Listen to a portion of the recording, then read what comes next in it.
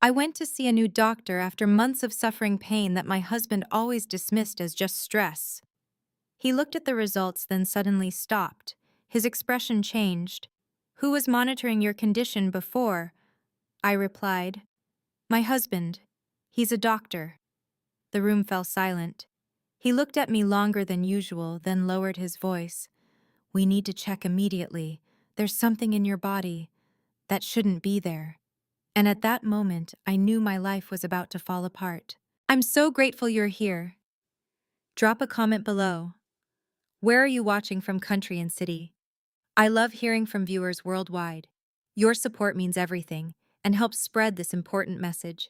A quick reminder: this story contains fictional elements crafted for entertainment and education. Any similarities to specific names or places are unintentional, but the lessons are valuable. 6 months now, I haven't slept through a single night. The pain starts around 2 in the morning, a dull, persistent ache in my lower left pelvis that feels like someone's slowly twisting a knife and won't let go. I've tried everything: heating pads, ibuprofen, those lavender essential oils my coworker swears by. Nothing works. By dawn, I'm curled up on the bathroom floor, pressing a cold towel against my forehead, wondering if this is what dying feels like. Vincent says I'm being dramatic. "You're just stressed, Rach," he told me last Tuesday, not even looking up from his morning coffee. "You're a graphic designer, you sit all day, your muscles are tight. Take some Advil and relax." I wanted to scream. I wanted to throw the coffee mug across our Pearl District apartment and watch it shatter against the exposed brick wall he spent 3 months picking out. But I didn't. Because Vincent is a doctor, an OBGYN, at Pacific Women's Health Clinic, one of the most respected practices in Portland. He's delivered over 200 babies in the last 5 years. He's published papers on cervical health. He's the expert.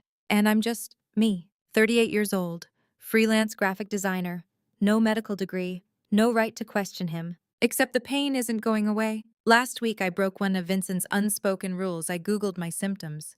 I know he hates when I do that. He's told me 100 times that Dr. Google is dangerous, that patients who self-diagnose always get it wrong.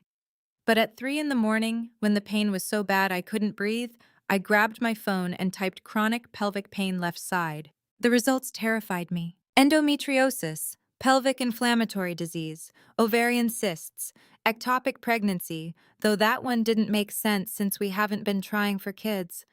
Not since the miscarriage 10 years ago, back when we were still dating. Vincent said it was natural, that my body just wasn't ready. I believed him. I always believe him. But this pain doesn't feel natural. It feels like something is wrong. 2 days ago, I worked up the courage to ask him again. "Vincent, I really think I need to see someone, a specialist, maybe get an ultrasound or..." He cut me off. "I am a specialist, Rachel. Do you not trust me?" His voice was calm, too calm. That's the thing about Vincent, he never yells. He doesn't have to.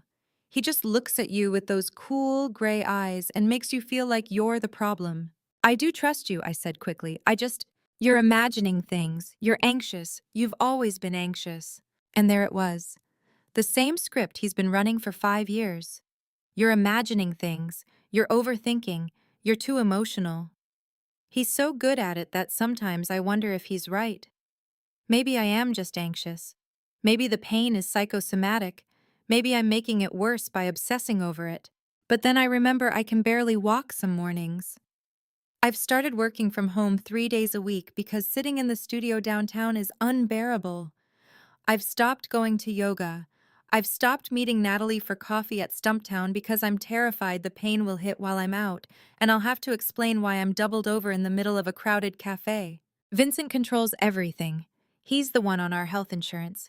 He's the one who schedules my annual checkups, always at his clinic, always with his colleagues. He's the one who picks up my prescriptions. When we first got married, I thought it was sweet. He's taking care of me, I told myself. He's making sure I'm healthy. Now it feels like a cage. I grew up in foster care, bounced between 3 families before I aged out at 18. I learned early that you don't ask for help. You don't make waves. You keep your head down and survive. When I met Vincent at 28, he was everything I'd never had: stable, successful, confident. He made decisions. He took charge. I didn't have to worry about anything. I didn't realize until too late that taking charge meant I wasn't allowed to make my own choices anymore. Last night I made one anyway. I waited until Vincent left for his evening shift at the clinic. He's been taking extra hours lately, says they're short-staffed. As soon as his car pulled out of the garage, I grabbed my laptop and searched for OBGYNs in Portland. Not at Pacific Women's Health. Somewhere else. Somewhere he wouldn't know. I found one Cascade Medical Center in Northeast Portland. Dr. James Mitchell. 5-star reviews. Patients said he was thorough, kind, and actually listened. I booked an appointment for tomorrow afternoon. The scheduler asked if I wanted to add my spouse to the contact list. I said no. My hands were shaking when I hung up. I felt like I'd just committed a crime. Vincent's going to find out eventually, he always does. He'll check the insurance claims. He'll ask where I was. He'll want to know why I didn't tell him. And I don't have a good answer. Except that I'm tired. Tired of being dismissed. Tired of being told my pain isn't real. Tired of living in a body that feels like it's betraying me while my own husband, my doctor husband, tells me it's all in my head. Maybe Dr. Mitchell will say the same thing. Maybe Vincent's right and I'm just stressed. Maybe I'll walk into that appointment tomorrow and feel like an idiot for doubting the man I married. But maybe, just maybe, someone will finally believe me. I glance at the clock. It's 1:47 a.m. The pain is starting again, a slow burn that radiates from my pelvis down my left thigh. I reach for the heating pad on the nightstand, the one I've used so many times. The fabric is starting to fray. Vincent is asleep beside me. He's always been a deep sleeper.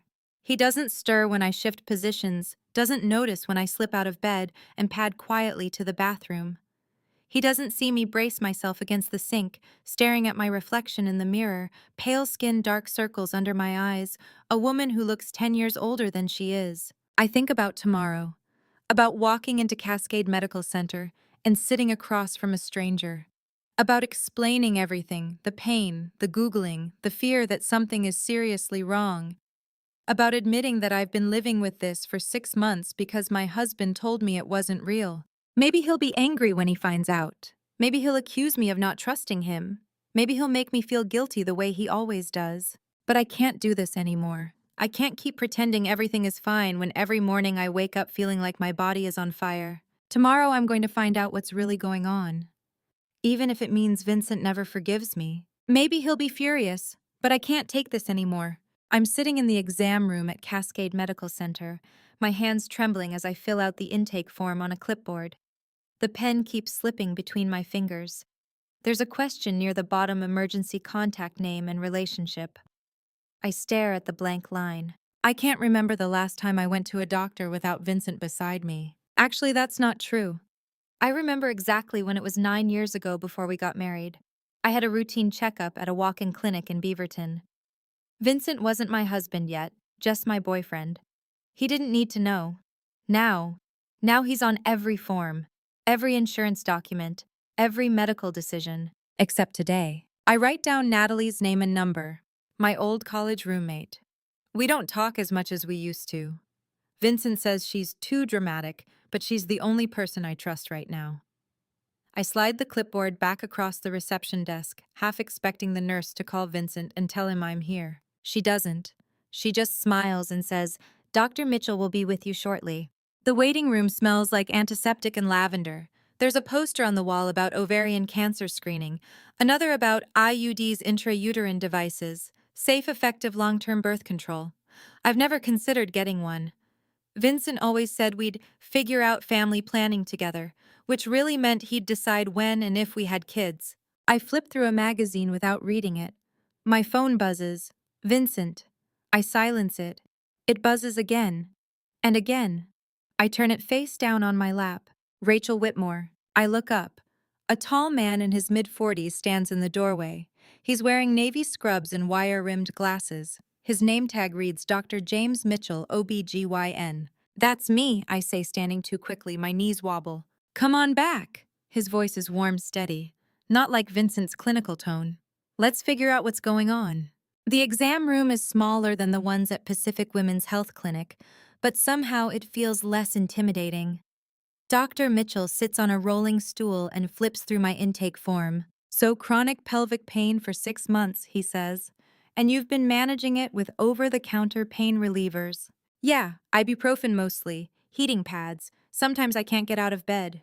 Have you seen anyone else about this? I hesitate. My husband, he's an OB/GYN. He said it was just stress. Dr. Mitchell's expression doesn't change, but I notice the way his pen pauses mid-note. And you wanted a second opinion. I wanted to make sure, I say quietly. The pain isn't going away. It's getting worse. I can barely work some days. Okay. He sets the clipboard down. Let's start with an ultrasound. I want to see what's happening internally. Have you had one recently? Not in years. Vincent said I didn't need one. Dr. Mitchell nods slowly, but something flickers across his face. Concern, maybe, or doubt. Well, let's take a look now. I lie back on the exam table staring at the ceiling tiles while Dr. Mitchell preps the ultrasound machine. The gel is cold against my lower abdomen. I hear the machine hum to life and then silence. Rachel, he says slowly, when was your last pelvic exam? 6 months ago. Vincent did it at his clinic. Did he do an ultrasound? No, just a physical exam. He said everything looked fine. Dr. Mitchell doesn't respond. His eyes are fixed on the screen. I turn my head to look, but I can't make sense of the black and gray shapes. What is it? I ask. He angles the screen toward me and points to a small bright object lodged deep in the uterine wall. Do you see this? I squint. Is that a cyst? No. His voice is careful, controlled. That's an IUD. The room tilts. A what? An intrauterine device. It's a form of birth control. This one appears to be embedded in your uterine lining. I sit up so fast the gel smears across my shirt. That's not possible. I've never had an IUD. I would know if... Rachel, Dr. Mitchell's tone is firm but gentle. This device has been in place for at least 7 to 8 years, maybe longer. My mouth goes dry. 8 years, he nods. And it's causing significant inflammation. That's why you're in pain. The device has migrated into the uterine wall. That shouldn't happen with proper placement and monitoring. I can't breathe. 8 years. 8 years. I think back 2017. That was the year Vincent said I needed surgery. He told me I had a small ovarian cyst. Nothing serious, but it needed to be removed before it caused problems. I trusted him. I signed the consent forms. I went under anesthesia and woke up in recovery with Vincent holding my hand telling me everything went perfectly. Rachel! Dr. Mitchell is watching me closely. Are you okay? I don't understand, I whisper. I never agreed to an IUD. Why would I stop? My brain is moving too fast, connecting dots I don't want to connect. Are you sure it's been there that long? The imaging suggests it's an older model, possibly a copper IUD from the mid-2000s. They're not commonly used anymore. The FDA issued warnings about some of those devices. He pauses. I'm going to order some blood work. I want to check your inflammatory markers, specifically your CRP levels. CRP, C-reactive protein. It's a marker for inflammation. If it's elevated, it confirms what I'm seeing on the ultrasound. It'll also help us assess whether there's been long-term damage. I nod, but I'm not really listening. My mind is stuck on one question: how did an IUD get inside me without my knowledge? A nurse comes in and draws blood. I watch the vial fill with dark red liquid, thinking about Vincent's hands. The same hands that held mine. The same hands that performed surgery on me. The same hands that... No, I can't think about that right now. 20 minutes later, I'm back in the exam room. Dr. Mitchell comes in holding a printout. Your CRP is 85 milligrams per liter, he says. Normal is under 10. What does that mean? It means you have severe chronic inflammation.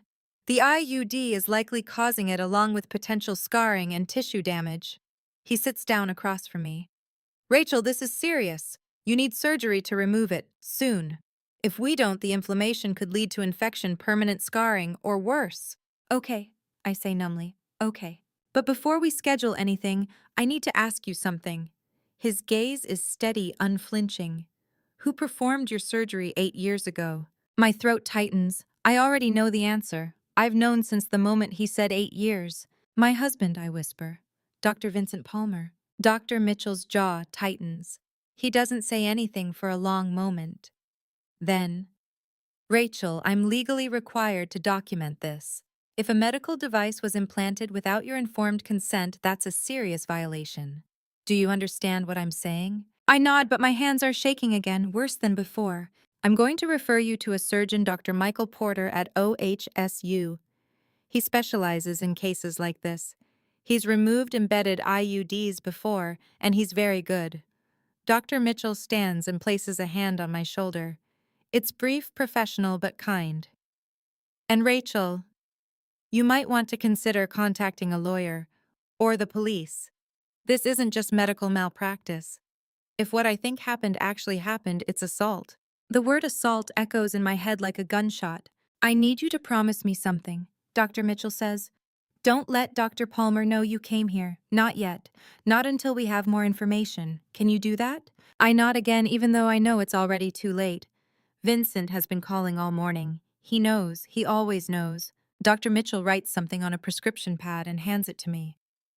This is for pain management until we can schedule the surgery. And here's my card. If you need anything, if you feel unsafe, call me. Day or night. I take the card with numb fingers. Thank you. Rachel. He says, his voice softer now.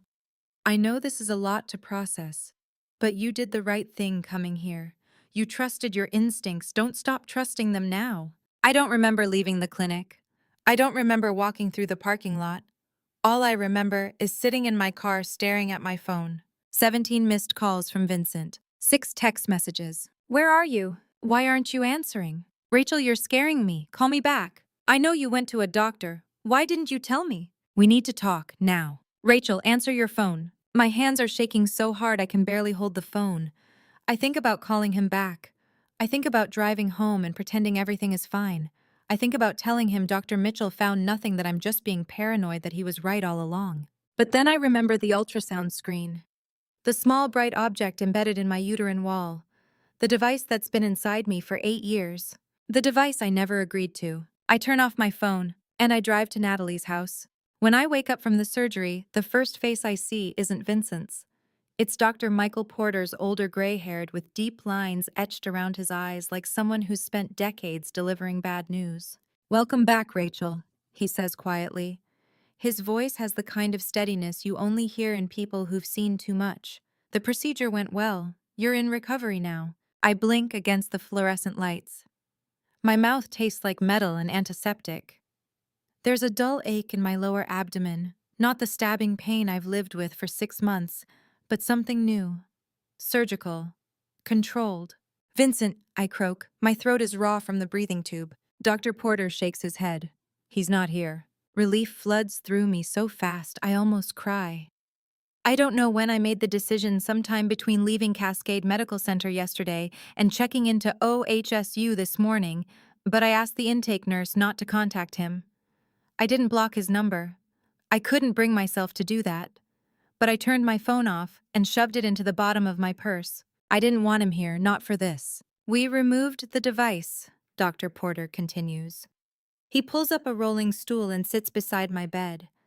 In his gloved hand, he's holding a small plastic bag. Inside is a T-shaped copper object, discolored and corroded. This is what was inside you. I stare at it. It looks ancient, ugly, like something dug out of the ground after years of decay. What is it? A serif copper IUD, serial number N4792B. He turns the bag over so I can see the faint engraving on the copper stem. This model was manufactured between 2005 and 2010. The FDA issued warnings about it back in 2011 due to high complication rates, uterine perforation, severe inflammation, migration into surrounding tissue. Most clinics stopped using them after that. But Vincent used it, I whisper. In 2017, yes. Based on the corrosion patterns and tissue scarring, that's our estimate. The year he told me I needed surgery for a cyst. The year I trusted him completely. Copper oxidizes over time, Dr. Porter explains. When it's left in the body too long, it releases ions that trigger chronic inflammation. That's what caused your pain and the damage we found. Damage. He sets the bag down on the side table. We sent tissue samples to pathology. The inflammation caused cellular changes in your uterine lining. The report came back this morning. My chest tightens. What kind of changes? Dysplasia, grade 3. I don't know what that means, but the way he says it carefully, like he's diffusing a bomb, tells me it's bad. Is that cancer? Not yet, but it's precancerous. If we hadn't removed the IUD now, He pauses. Rachel, another 6 months, and we'd be talking about a very different conversation. The room spins. I close my eyes and try to breathe, but all I can think about is Vincent's hand on my shoulder 8 years ago telling me the surgery went perfectly. You're fine, Rach. Everything's fine. He lied. He didn't just lie, he planned this. Rachel. Dr. Porter's voice pulls me back. There's someone here who needs to speak with you. I know you're exhausted, but this is important. Before I can respond, the door opens. A woman steps in, late 30s. Dark hair pulled into a tight bun, wearing black slacks and a blazer with a detective's badge clipped to her belt. Ms. Whitmore, she says, extending a hand. I'm Detective Rebecca Walsh with the Portland Police Bureau Sex Crimes Unit. Dr. Mitchell contacted us yesterday after your initial exam. I don't take her hand. I can't. My arms feel like lead. Sex crimes, I repeat. Non-consensual medical procedures involving reproductive organs fall under our jurisdiction, she explains. Her tone is professional but not unkind. Dr. Porter's findings corroborate what Dr. Mitchell reported.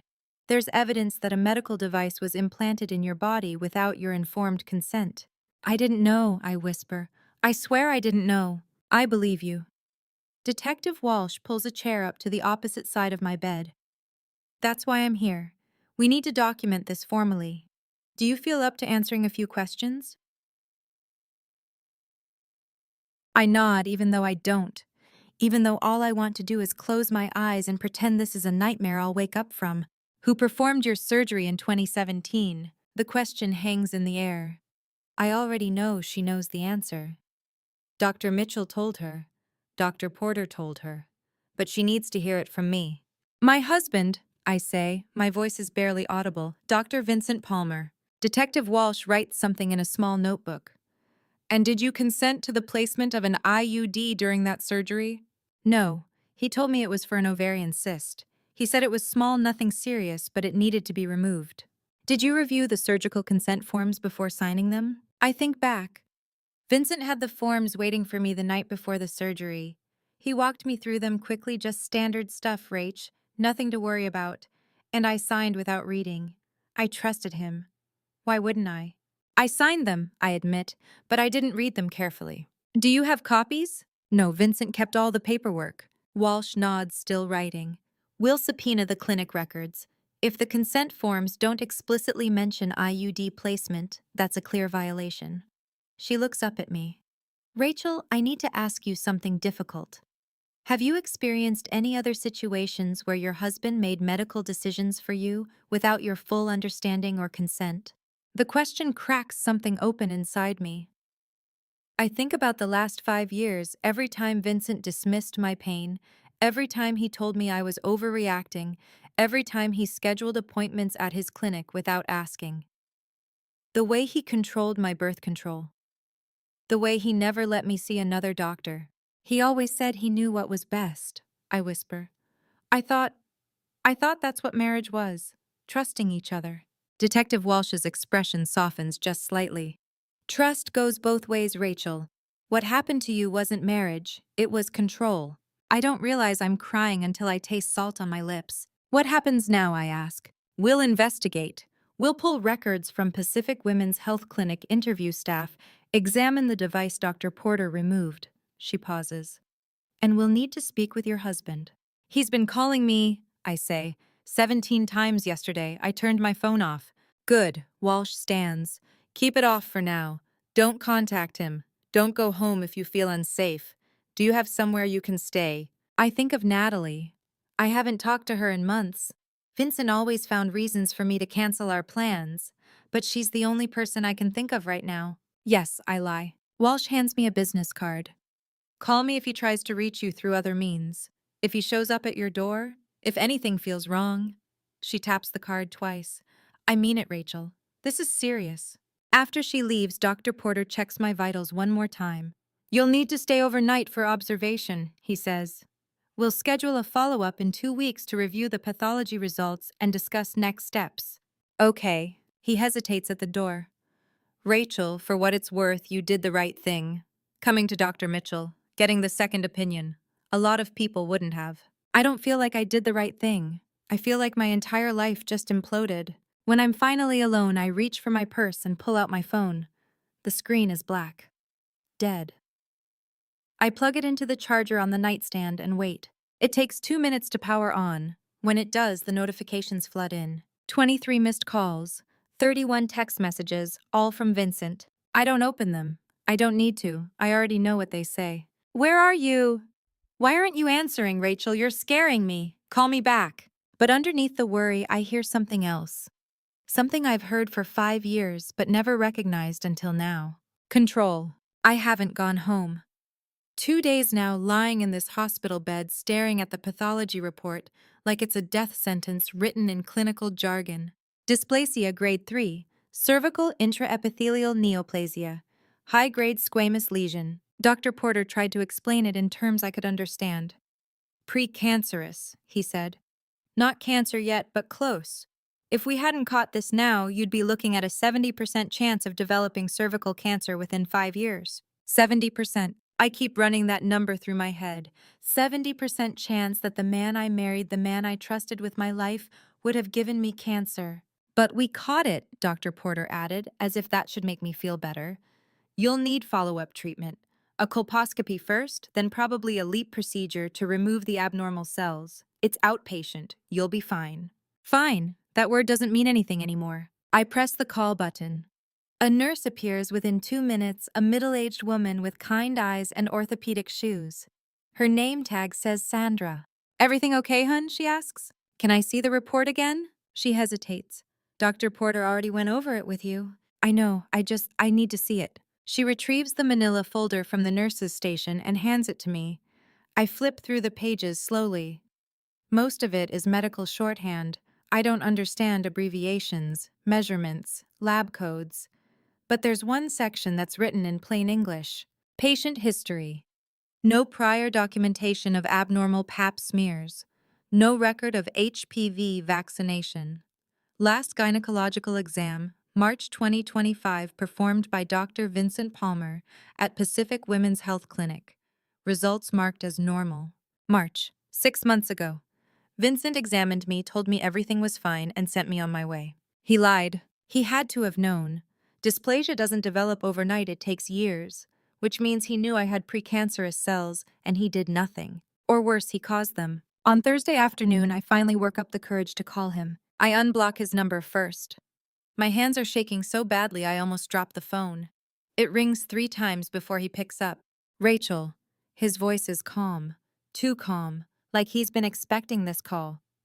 Where are you? I'm at OHSU. A pause. Are you okay? No, Vincent, I'm not okay. Another pause. Longer this time. What did they tell you? Not are you hurt, not what's wrong. Just what did they tell you? They found an IUD, I say quietly. A Seraph copper IUD. It was embedded in my uterine wall. I had surgery to remove it. Silence. Vincent, did you hear me? I heard you. Did you put it there? Rachel. Did you put it there?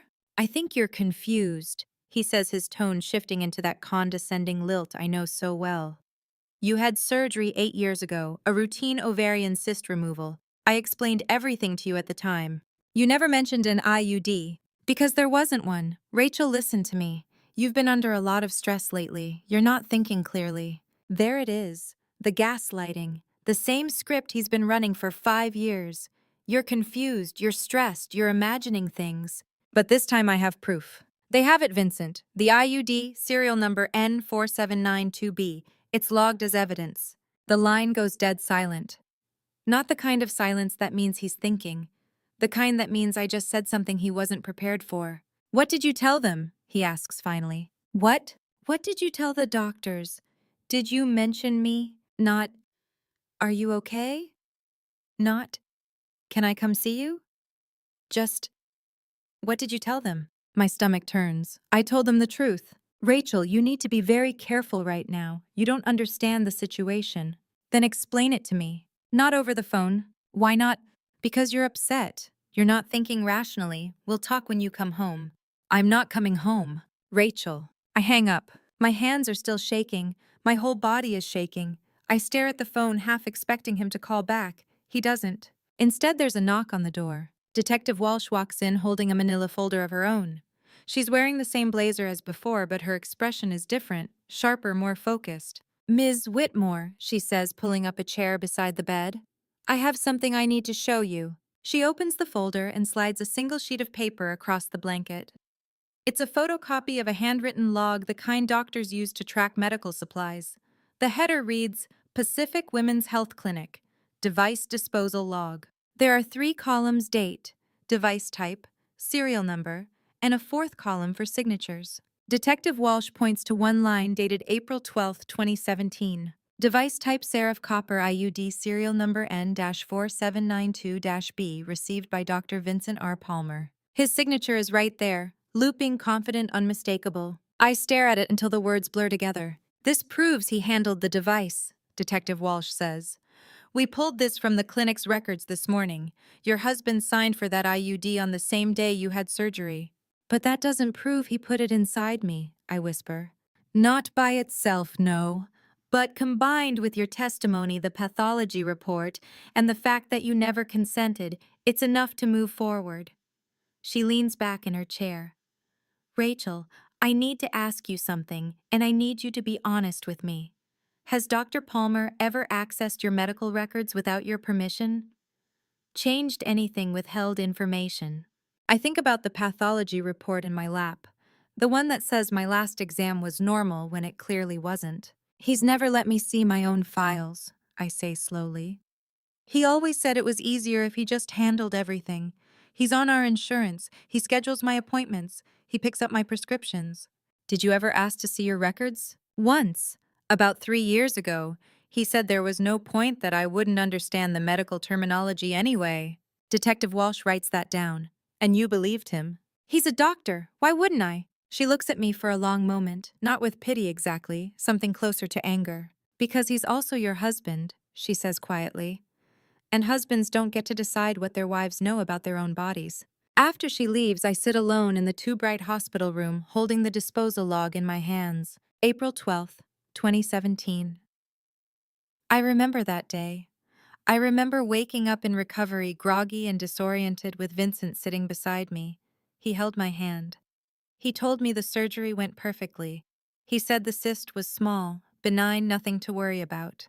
He lied. He took that IUD serial number N4792B and he put it inside me while I was unconscious, while I was trusting him. And then he watched me suffer for 8 years. I pull out my phone and scroll through the voicemails I never listened to. There are 21 of them. I press play on the most recent one. Vincent's voice fills the room, low and steady. Rachel, I don't know what they've told you, but you need to come home. We need to talk about this face to face. You're making a mistake. Please, call me back. I delete it. Then I delete the next one. And the next. All 21 of them gone. When I'm done, I open my contacts and scroll to his name, Vincent Palmer, MD. I change it to Do Not Answer. And then I call Natalie. Detective Walsh suggested we meet at a coffee shop instead of the precinct. Less intimidating, she said. More comfortable. But when I walk into the Stumptown on Northwest Glisson and see the stack of file folders on the table in front of her, I know this isn't going to be a comfortable conversation. I'm staying with Natalie now.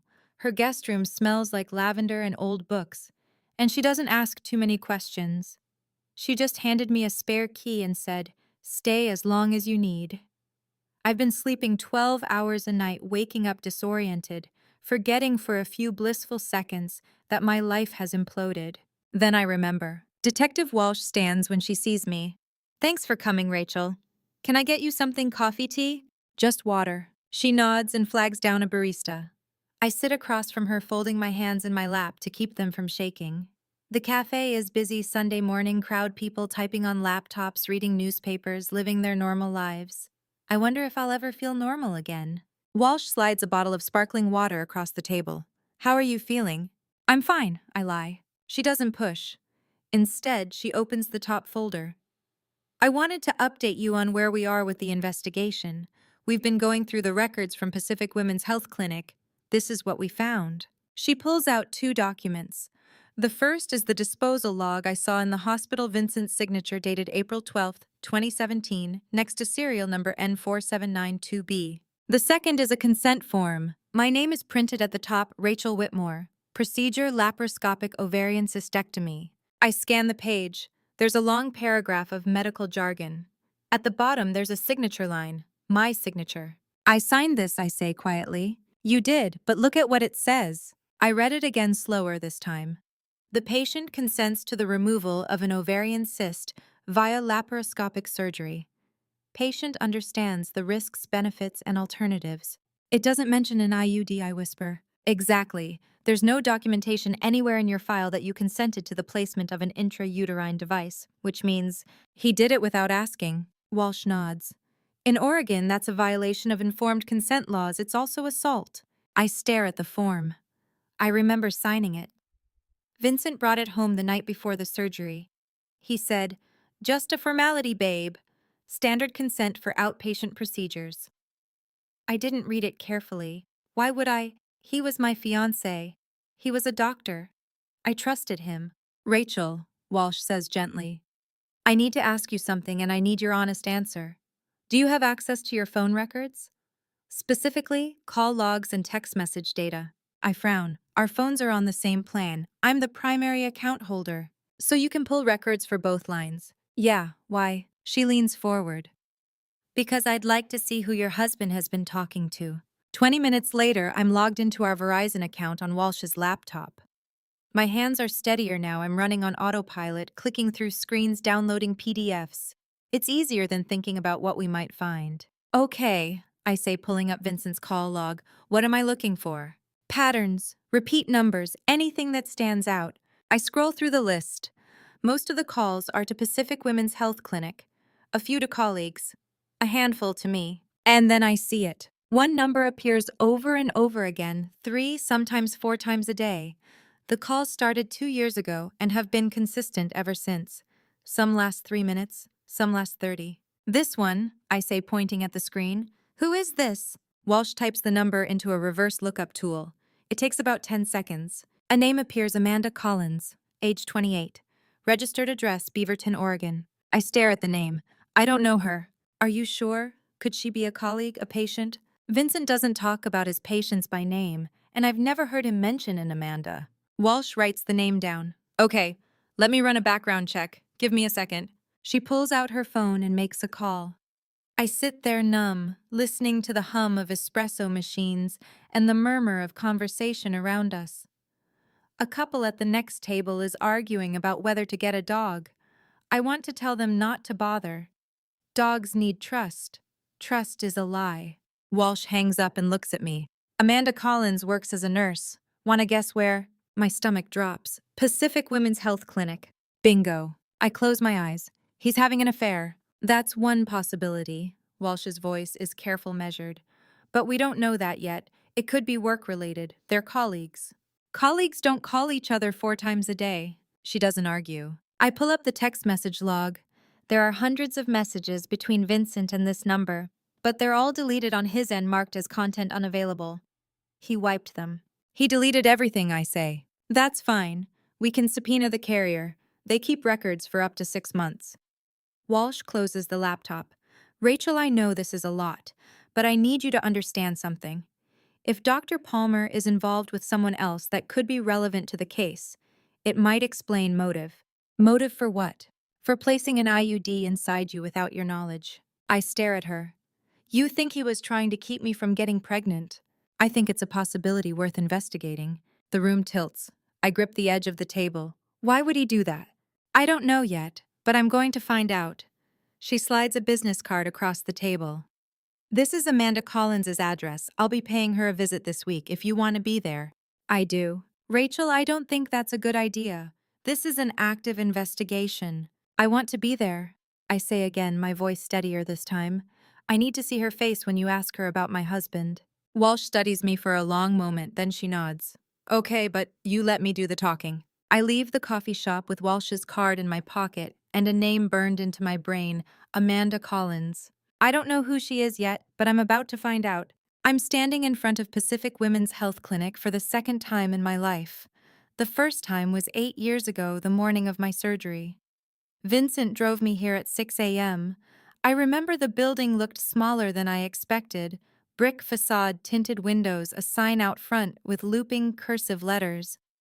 I remember thinking, This is where my husband saves lives. Now I'm thinking this is where he destroyed mine. Detective Walsh is beside me, her hand resting on the door handle. You ready? I nod even though I'm not. The reception area smells like synthetic lavender. A woman in her early 30s sits behind the desk, typing on a computer. Her name tag reads Jessica. She looks up and smiles, bright, professional, practiced. Good morning. Do you have an appointment? Walsh steps forward, pulling out her badge. Detective Rebecca Walsh, Portland Police Bureau. I'm looking for Dr. Vincent Palmer. Is he in today? Jessica's smile falters. No. Dr. Palmer is on leave for the next 2 weeks. Medical leave. I'm not sure. I just know he's not seeing patients right now. Walsh glances at me, then back at Jessica. Do you know where he is? I can't give out that information. Even to the police. Jessica hesitates. I'd need to check with the office manager. You do that. Walsh sets a business card on the desk. Have them call me. We leave. Outside, I take a breath, deep, shaky. He's hiding. Looks like it. Walsh unlocks her car. But I know where to find him. Beaverton is 15 miles southwest of Portland, a sprawl of suburbs, strip malls, and cookie-cutter housing developments. Walsh drives with both hands on the wheel, eyes sharp, scanning street signs. How did you know his car was here, I ask. Ran the plates this morning. Vehicle registered to Dr. Vincent Palmer was logged at an address on Maple Ridge Drive. Same address as Amanda Collins. My stomach twists. You think he's living with her? I think it's worth finding out. We turn onto Maple Ridge, a quiet street lined with oak trees and two-story houses. Kids' bikes on front lawns. Minivans in driveways. The kind of neighborhood where people wave to each other and know their neighbors' names. Walsh slows the car. There. A silver Lexus is parked in the driveway of a pale yellow house. I recognize the license plate. Vincent's car. Stay here, Walsh says, unbuckling her seatbelt. No. She looks at me. Rachel. I'm coming with you. For a moment, I think she's going to argue, but then she nods. Okay, but let me do the talking. We walk up the driveway. The front door has a wreath on it, fake sunflowers, cheerful and out of place. Walsh knocks. Footsteps. The door opens. The woman standing in front of me is young, late 20s, blonde hair pulled into a messy bun, wearing yoga pants and an oversized sweatshirt. Her belly is round, unmistakable. 6 months pregnant, maybe more. She looks at Walsh first, then at me. Can I help you? Walsh holds up her badge. Detective Rebecca Walsh, Portland Police. Are you Amanda Collins? Amanda's eyes widen. Yes, what's going on? Is something wrong? I'm investigating a case involving Dr. Vincent Palmer. Is he here? Vincent, no, he's at work. Why, what happened? Walsh glances at me, then back at Amanda. Ma'am, when was the last time you saw Dr. Palmer? This morning. He left around 7. He had early appointments. Amanda's voice is rising now, panicked. Why are you asking me this? Is he okay? I can't hold it in anymore. I'm his wife. Amanda's face goes blank. What? Rachel Whitmore. I'm Vincent's wife. She stares at me like I just spoke a foreign language. That's not possible. Vincent isn't married. He told me. She stops. Her hand moves to her stomach, protective. Who are you? I just told you I'm his wife. We've been married for 5 years. Amanda shakes her head, backing up a step. No, that's not true. Vincent and I have been together for 7 years. We have 2 kids. He's the father of this baby. You're lying. 7 years. The number hits me like a punch. 7 years. That means he was with her before he married me. That means. A child's voice cuts through my thoughts. Mommy, who's at the door? I look past Amanda. A little girl, 6, maybe 7, stands in the hallway. She has Vincent's dark hair, Vincent's sharp jaw. She's holding a juice box and staring at us with wide, curious eyes. Grace, go back to your room, Amanda says, her voice shaking. But now. Another voice, smaller, younger. Grace, wait for me. A boy appears behind her, 4 years old. Messy curls clutching a stuffed dinosaur. He looks exactly like the photos of Vincent as a child that I've seen in his mother's house. Grace, Lucas. 2 kids. Vincent's kids. I can't breathe. I can't move.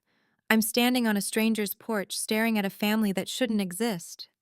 A family my husband built while I was sleeping in his bed, trusting him, loving him. Rachel, Walsh says quietly, her hand on my arm. He told you he wasn't married, I ask Amanda, my voice flat.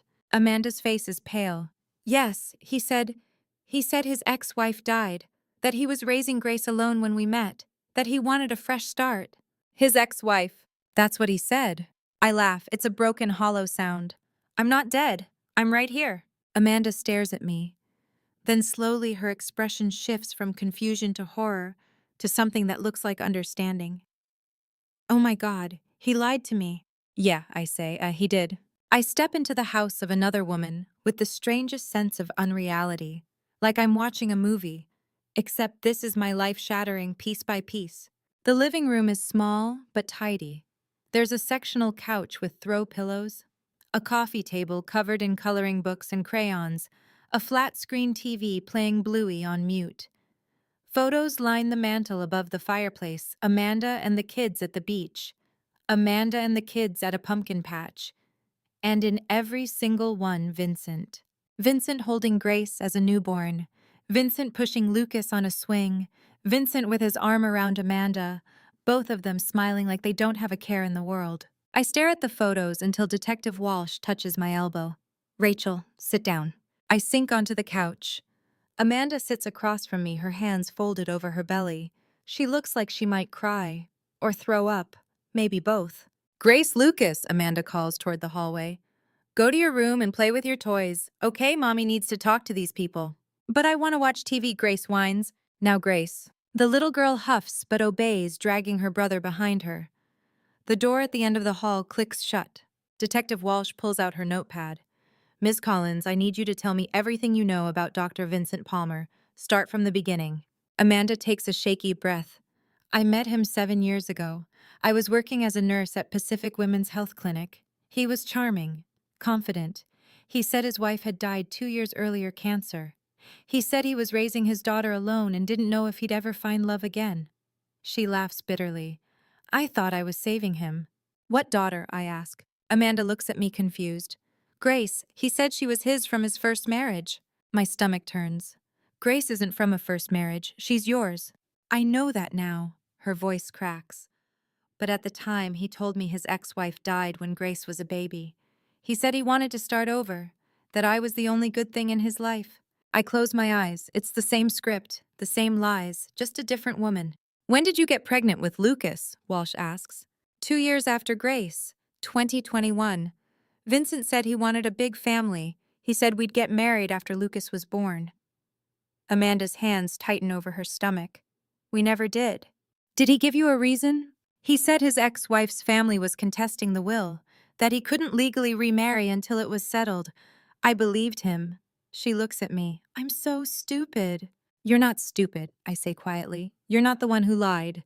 Walsh writes something down. Ms. Collins, does Dr. Palmer provide financial support? Yes, he transfers $7,200 into my account every month, has for the last 6 years. $7,200. I do the math in my head, that's over $500,000 across 6 years.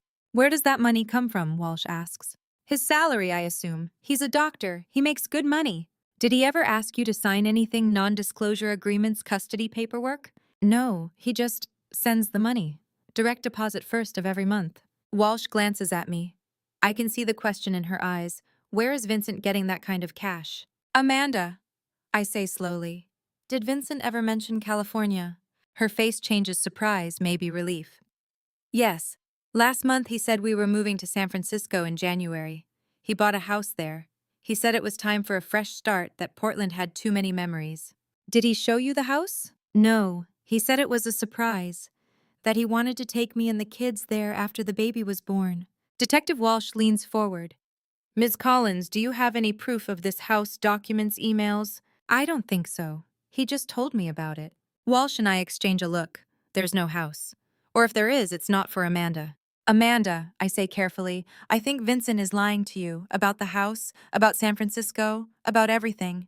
What do you mean? I mean, he's been lying to both of us, and I don't think we're the only ones. Detective Walsh steps outside to make a phone call. I stay on the couch with Amanda, the silence between us thick and suffocating. How long have you been married? Amanda asks finally. 5 years. And he never told me. She laughs hollow and broken. God, I'm such an idiot. You're not. He's just very good at this. At what? At making us feel crazy. I look at her.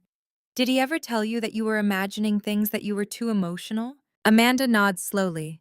All the time, especially when I asked about the wedding, he'd say I was being paranoid, that I didn't trust him.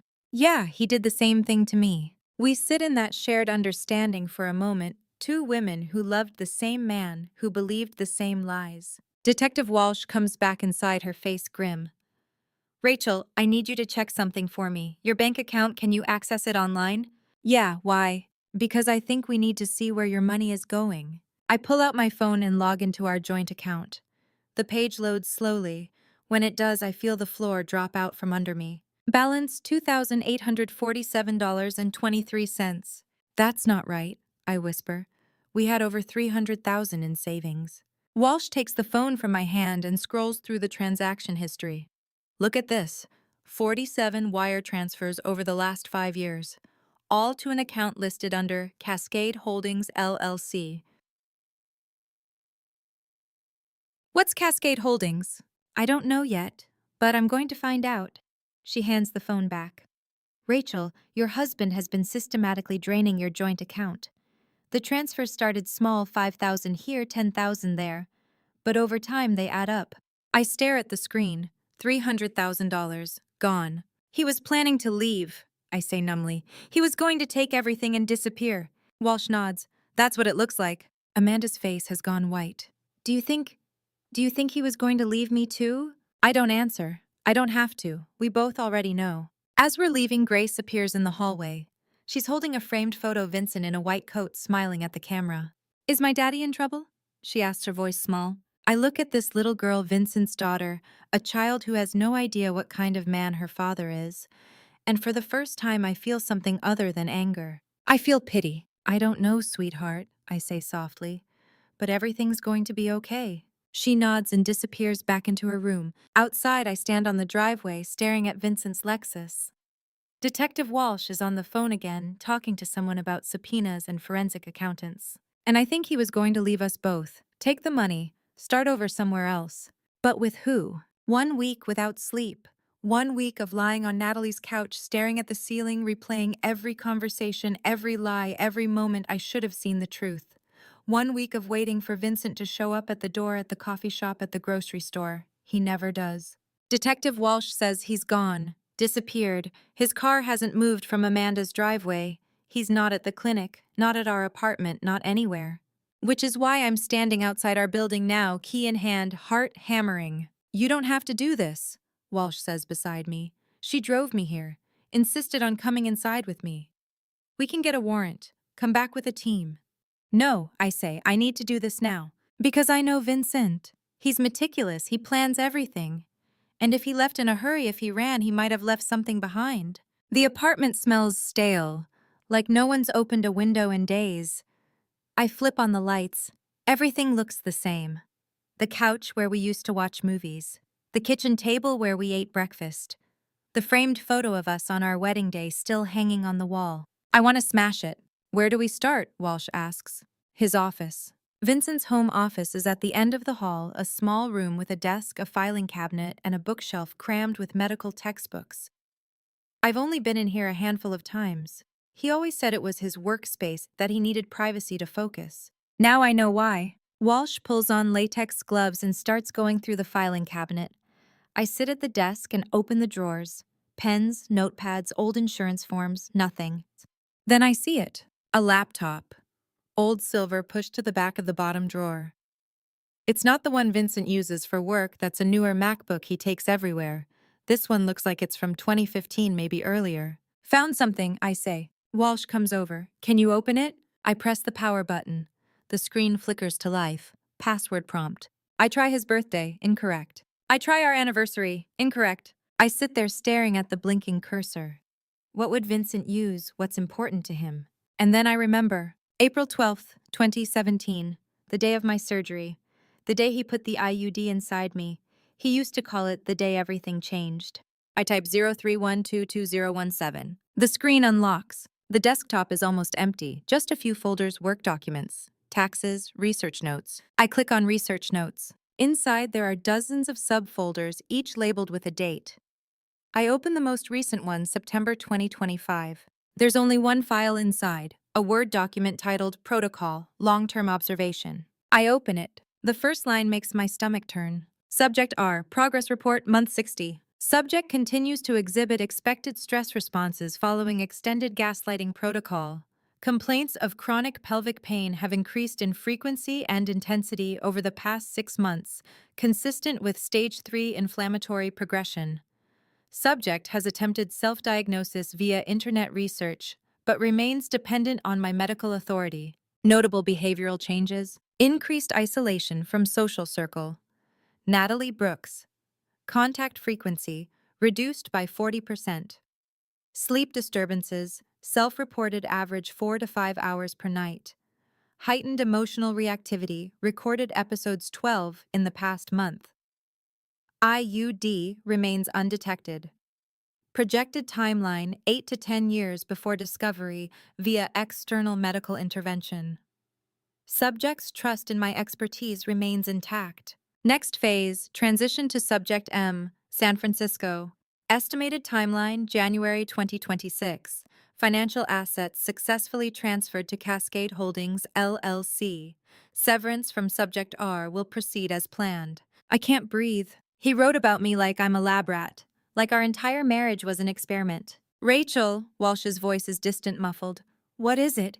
I can't answer, I just scroll down. There are more entries, dozens of them, going back years. Subject R.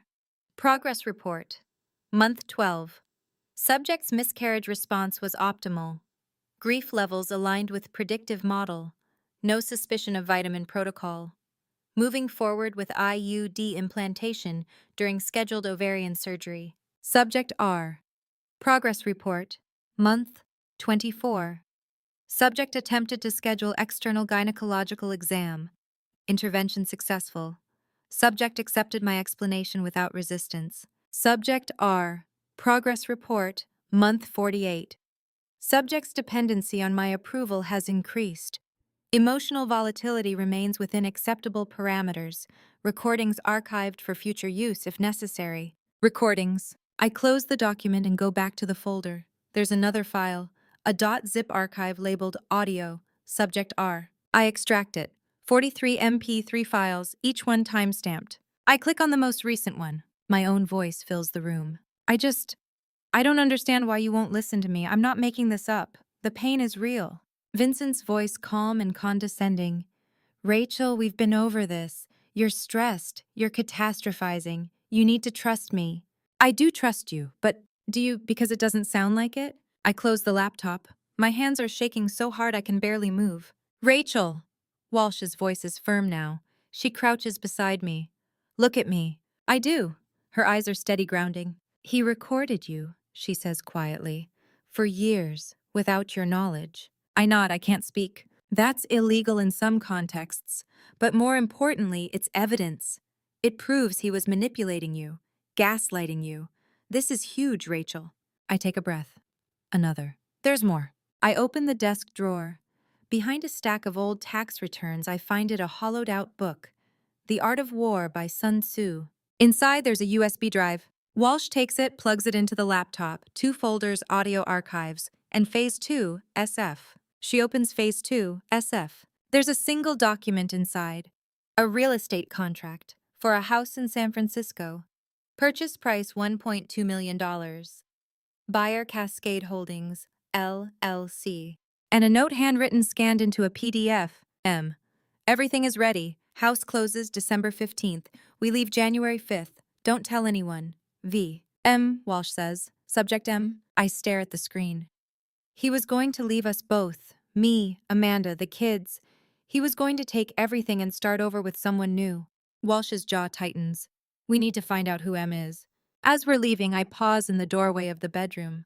The bed is still unmade. Vincent's side. My side. I used to feel safe here. Now I just feel sick. Rachel, Walsh says gently. Let's go. I follow her out, clutching the USB drive like it's a lifeline. Because it is. When the bank teller says, your joint account balance is $2,847. I think she's made a mistake. Maybe she pulled up the wrong account. Maybe the system's glitching. But she's not, and it's not. That's impossible, I say. We have over $300,000 in savings. The teller, Michelle, according to her name tag, gives me a sympathetic look. The kind you give someone when you're about to deliver bad news. Ma'am, I'm showing 47 outgoing wire transfers over the past 5 years. Would you like me to print a statement? I nod numb. Detective Walsh is beside me. She drove me here after I called her this morning, hysterical, demanding to see proof of what Vincent had done. Now standing in the middle of Bank of America's downtown branch, fluorescent lights buzzing overhead, I feel like I'm underwater. Michelle hands me a thick stack of papers. I flip through them. Page after page of wire transfers. 5,000 here, 10,000 there, 15,000. All to the same recipient, Cascade Holdings, LLC. Who authorized these, I ask. Michelle clicks through her computer. Dr. Vincent Palmer, he's listed as the primary account holder. I'm on the account too. Yes, ma'am, joint account. Both parties have full access. But I never approved these transfers. Michelle's expression shifts pity mixed with discomfort. I'm sorry, but legally either account holder can initiate transactions without the other's consent. That's how joint accounts work. Walsh leans forward. Is there a record of who set up the SMS alerts for this account? Michelle types. Yes, alerts are sent to a phone number ending in 4392. That's Vincent's number. Not mine, I whisper. No, ma'am, just his. I sit down in one of the lobby chairs before my legs give out. $340,000. Gone. 5 years of savings, my freelance income, his salary, everything we were supposed to use to buy a house, start a family, build a life transferred to a shell company I've never heard of. Walsh sits beside me. Rachel, I need you to stay calm. We're going to fix this. How? My voice cracks. He stole everything. He didn't steal it, he moved it, and we're going to find it. 2 hours later, we're in a law office across town. Walsh called in a favor, a forensic financial analyst named David Brennan who specializes in hidden assets and divorce fraud. Brennan is in his 50s, gray-haired, sharp-eyed. He spreads the bank statements across his desk like a poker hand. Cascade Holdings LLC, he says, tapping one of the transfers. Registered in Delaware. That's a red flag right there. Delaware's the go-to state for shell companies because of the privacy laws. You can set up an LLC without disclosing the owner's identity. Can you find out who owns it? Walsh asks. I can try, but it's going to take time. Delaware doesn't make it easy. He flips through more pages. What concerns me more is this. He points to a document dated July 15th, 2025. This is a property deed transfer. Your marital home, 680 Riverside Drive, correct? I nod. It was transferred to Cascade Holdings LLC 2 months ago. The room spins. What does that mean? It means your husband transferred ownership of your house to the same shell company he's been funneling money into. And if he did it without your knowledge or consent, he looks at Walsh. That's fraud. But I signed the deed when we bought the house, I say. My name is on it. Was Brennan correct? Your name was on it, now it's not. How is that possible? I didn't sign anything. Brennan pulls out another document, a notarized transfer form. At the bottom, there's a signature. My signature. Except I didn't write it. He forged it, I whisper. Walsh's jaw tightens. Or he had you sign something and told you it was something else. I close my eyes, trying to remember. July. 2 months ago. Vincent came home with a stack of papers. He said they were insurance documents. Just sign here, babe. Routine stuff. I signed. I didn't read them. Jesus Christ, I breathe. He tricked me. That's fraud, Brennan says flatly. And depending on how much he's moved, it could be felony-level theft by deception. Walsh writes something in her notepad. Can we reverse the transfer? If we can prove it was done without consent, yes. But we'll need to move fast. If he's planning to liquidate the property or move more assets, he trails off, the implication clear. We might not get any of it back. I'm in the parking garage leaning against Walsh's car when my phone rings. Unknown number. I almost don't answer. But something instinct maybe makes me press the green button. Hello, is this Rachel? The voice is female, older, shaky. Rachel Whitmore. Yes, who is this? My name is Catherine Palmer. A pause. I was Vincent's first wife. I freeze. I saw the news, she continues, about the investigation, the IUD, the things he did to you. Her voice breaks. I'm so sorry, I should have warned you. How did you get my number? I called the police. Detective Walsh gave it to me. She said you might need to hear from someone who's been through this before. My heart is pounding. What do you mean, been through this? Catherine takes a shaky breath. Vincent did the same thing to me. Not the IUD, but the lies. The gaslighting. The money. Another pause. When we divorced, I found out he'd transferred almost everything we owned to an offshore account. I got nothing. He told everyone I was unstable, that I was imagining things. I can't speak. Rachel. She says, her voice firmer now. I need you to understand something. Vincent doesn't just lie. He destroys people. And he's very, very good at it. If you're going after him, you need to be prepared. Because he's going to fight back. I don't care, I say. I'm not backing down. Good. There's something like pride in her voice. Then I'll help you. I kept records, emails, financial statements, everything I could find before he cleaned me out. If you want them, they're yours. I close my eyes. Thank you. Don't thank me yet, Catherine says quietly. Just promise me you'll be careful. Vincent is dangerous, more dangerous than you think. She hangs up. I stand there in the parking garage, phone in hand, staring at nothing. Detective Walsh comes out of the building. Rachel, you okay? I look at her. That was Vincent's ex-wife. She wants to help. Walsh's eyebrows rise. Catherine Palmer. You gave her my number. I thought you should talk to her. She knows him better than anyone. Walsh studies my face. What did she say? That he did this before. That he's dangerous. I take a breath. And that she has evidence. Walsh nods slowly.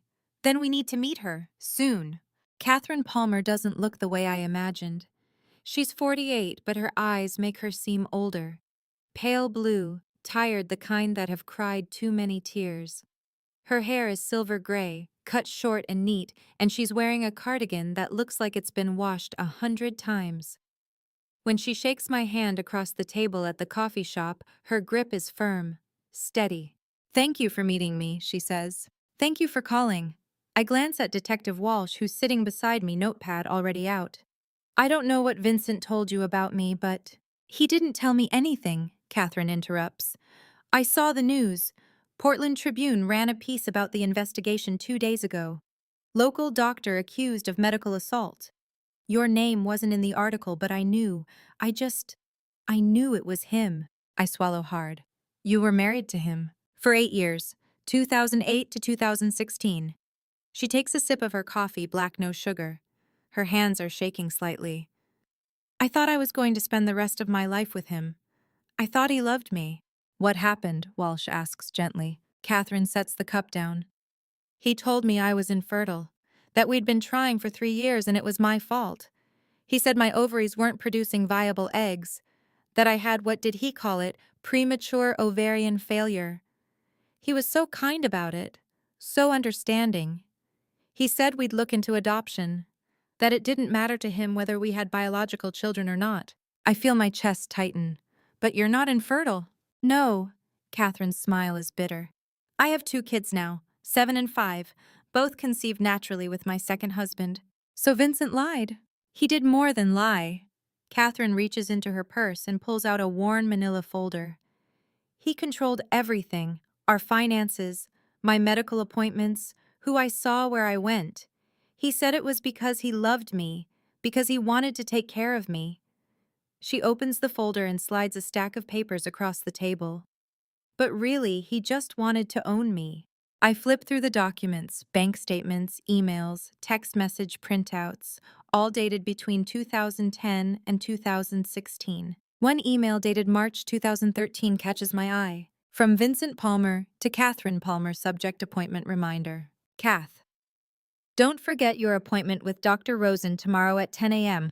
I've already updated him on your symptoms. Don't try to self-diagnose again. You know how you get when you read too much online. Let the professionals handle it. V. Who's Dr. Rosen, I ask. Vincent's colleague, another OBGYN. Catherine's voice is flat. Vincent scheduled all my appointments with him. I wasn't allowed to see anyone else. And every time Dr. Rosen would tell me the same thing, my hormone levels were abnormal, that I needed to accept the reality of my infertility. Did you ever get a second opinion? Once, in 2015. I went to a clinic across town without telling Vincent. They ran tests. Everything came back normal. She pauses. When I told Vincent, he said I was being paranoid, that I didn't trust him. He made me feel so guilty that I didn't go back. Walsh writes something down. What happened after the divorce? I met someone new, a teacher. Kind, normal. We got married in 2017. A year later, I got pregnant. Catherine's eyes fill with tears. I couldn't believe it. I thought it was a miracle. But it wasn't a miracle. It was just proof. Proof that Vincent had been lying to me for years. Did you ever confront him? Catherine nods. I called him, told him I was pregnant, asked him how that was possible if I was infertile. She wipes her eyes. He said I must have misunderstood my diagnosis, that he never said I couldn't have children, that I was rewriting history. Gaslighting. The word echoes in my head. Why didn't you report him? Walsh asks. Catherine looks down at her hands. Because he had leverage. Videos of us. Private videos. He said if I ever tried to destroy his reputation, he'd make sure everyone saw them. Her voice cracks. I was humiliated, terrified. I just wanted to move on. I reach across the table and take her hand. I'm so sorry. Don't be. You're the one going through this now. She squeezes my hand. But Rachel, you need to understand something. Vincent doesn't just lie. He documents everything. He keeps records, notes. I think he sees it as proof of how smart he is, how much control he has. Walsh leans forward. Do you know where he keeps these records? I don't know for sure, but when we were married, he had a journal, a leather-bound notebook. He used to write in it late at night. I asked him once what he was writing, and he said it was case notes, medical stuff, but I don't think that's what it was. What do you think it was? Catherine looks at me. I think it was us, his wives, his experiments. I think he was documenting what he did to us. We moved from the coffee shop to Catherine's apartment in Northwest Portland. Its small, cozy bookshelves lining the walls, kids' drawings on the fridge, family photos on the mantel. A normal life, the kind I thought I had. Catherine pulls a cardboard box out of her closet. This is everything I kept. I don't know if it'll help, but... She opens the box. Inside are more emails printed and highlighted, financial statements, therapy notes from 2016. And at the bottom, a single piece of paper handwritten, torn at the edges. I pick it up. The handwriting is unmistakable, Vincent's. March 15th, 2016. Catherine divorced me because she couldn't have children. She blames me, but it's not my fault she's broken. Next time I'll do better. I'll choose someone younger, someone more manageable. Note to self: control the narrative. Control the finances. Never let them see the full picture. I read it twice, 3 times. My hands are shaking. Where did you find this? I whisper. In his desk drawer. The day I moved out. He'd left it there like he didn't care if I saw it. Or maybe he wanted me to see it. Catherine's voice is hard. That's when I realized I was never a person to him. I was a project. Walsh photographs this note. Ms. Palmer, this is evidence. I'm going to need to take this. Take all of it, Catherine says. I don't want it anymore. As we're leaving, Catherine stops me at the door. Rachel, she says, her voice low. If you're going after him, you need to find that journal. He still has it, I'm sure of it. And if he's writing about you the way he wrote about me, she trails off. Where do you think it is? I don't know. But Vincent is meticulous. He wouldn't throw it away. It's too valuable to him. She grips my arm. Find it. And when you do, make sure the whole world sees what kind of man he really is. I nod. I will. Outside, Walsh and I stand on the sidewalk. The sun is setting, casting long shadows across the street. She's right, I say. Vincent has a journal. He's been writing about me, about all of us. Walsh nods slowly. Then we need to find it, fast. Detective Walsh got the warrant. 2 days of paperwork, affidavits, depositions from Catherine and Amanda bank records, digital forensics, all of it stacked into a single document that a judge signed at 8 o'clock this morning. By 9, we're standing outside Pacific Women's Health Clinic. You don't have to come in, Walsh tells me. You can wait in the car. No, I say, I need to see this. For the first time in 5 years, I'm about to walk into the place where my husband works. The place he spent more time than he ever spent with me. The receptionist, Jessica, the same woman from before, looks up when we enter. Her eyes widen when she sees the warrant in Walsh's hand. We're here to search Dr. Palmer's office, Walsh says. Where is it? Jessica stammers. Second floor, end of the hall, but Dr. Palmer isn't. We know he's not here. Walsh's tone is clipped. Open it. Jessica fumbles with a keyring and leads us upstairs. The hallway is sterile, fluorescent lit, lined with exam rooms. At the end, there's a door with a nameplate, Dr. Vincent R. Palmer, MD. Walsh pulls on latex gloves. I stand in the doorway watching. The office is exactly what I expected. Neat, organized, a mahogany desk, a leather chair, shelves lined with medical textbooks, diplomas on the wall, a framed photo of Vincent shaking hands with some hospital administrator. No photos of me. Walsh starts with his desk, drawers, files, computer. I move toward the bookshelf. Gray's Anatomy, Williams Obstetrics, the Merck Manual. All the books look untouched like decorations. And then I see it. Behind a row of thick textbooks on the bottom shelf, there's a gap. I pull the books forward. Behind them, set into the wall, are two small safes, each about the size of a shoebox. Walsh, I say. She comes over. Well, well. The safes have keypads, no keys, just numbers. Password, Walsh asks. I think for a moment. Then I type 031222017. The first safe clicks open. Inside, there are 3 leather-bound notebooks, the kind you'd buy at a fancy stationery store. Each one is labeled with a date range 2013 to 2016, 2017 to 2021, 2021 to 2025. Walsh pulls them out carefully, setting them on the desk. She opens the first one. The handwriting is Vincent's, neat, meticulous, almost printed. March 15th, 2013. Catherine has divorced me. She believes she is infertile because I told her so. In truth, her reproductive system is perfectly functional. I simply withheld this information. She will remarry. She will have children, and she will spend the rest of her life wondering why I lied. Note, next time I will do better. I will choose someone younger, someone easier to control. I feel sick. Walsh flips through more pages, entry after entry, clinical, cold, documenting every manipulation, every lie. August 6, 2015. R is pregnant. Week 8. I have researched the vitamin C plus Dong Quai protocol. Success rate 60 to 70% at week 6 to 10. Risk of detection minimal. ER staff will assume natural miscarriage. R trusts me completely. Jesus, Walsh whispers. October 6, 2015. Prepared capsules. Vitamin C, 1,500 milligrams. Dong Quai extract, 800 milligrams. Parsley oil, 500 milligrams. Told R, these are prenatal vitamins. She did not question it. June 25, 2015. R miscarried. ER doctor confirmed spontaneous abortion. R is devastated. I comforted her. She suspects nothing. I can't read anymore. I turn away, pressing my hand against my mouth. Rachel, Walsh says gently, I know this is hard, but we need to keep going. I nod, blinking back tears. She flips to another entry. June 30th, 2015. Long-term plan, IUD implantation during ovarian cyst surgery.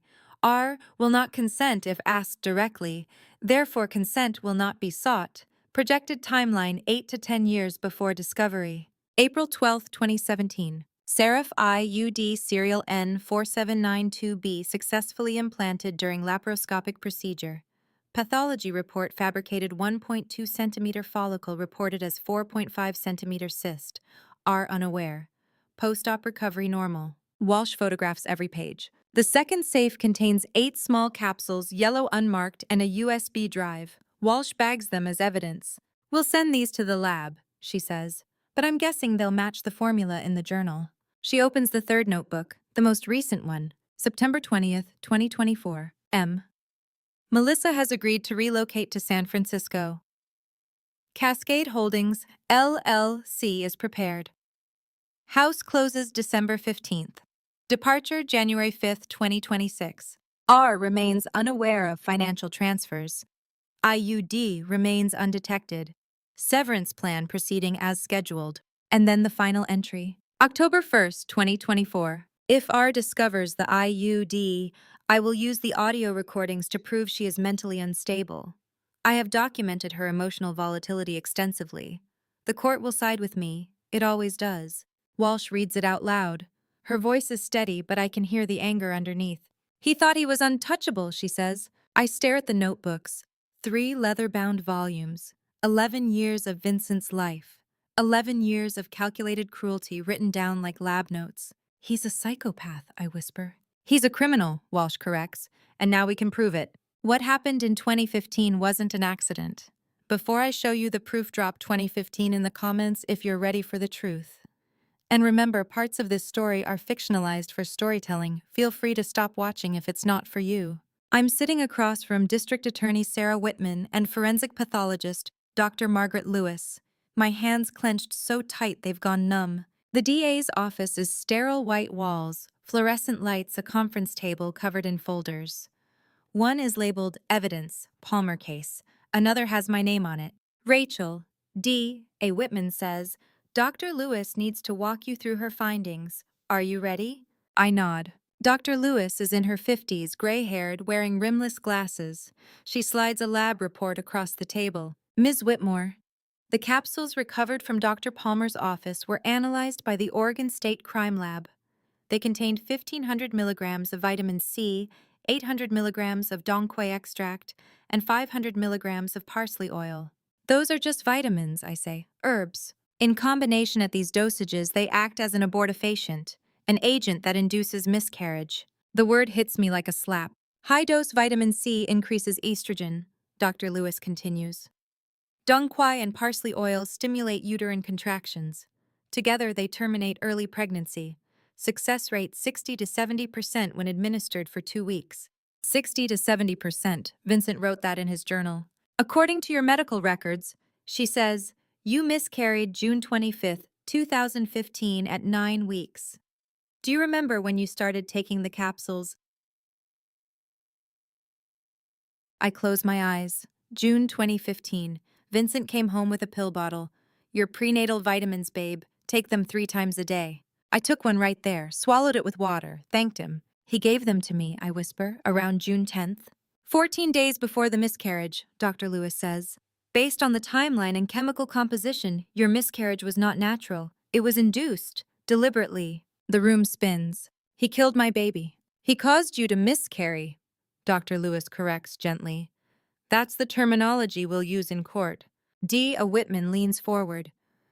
Rachel, Dr. Palmer didn't just implant an IUD without consent. He ended your pregnancy using a method designed to look natural. That's assault. That's criminal mistreatment.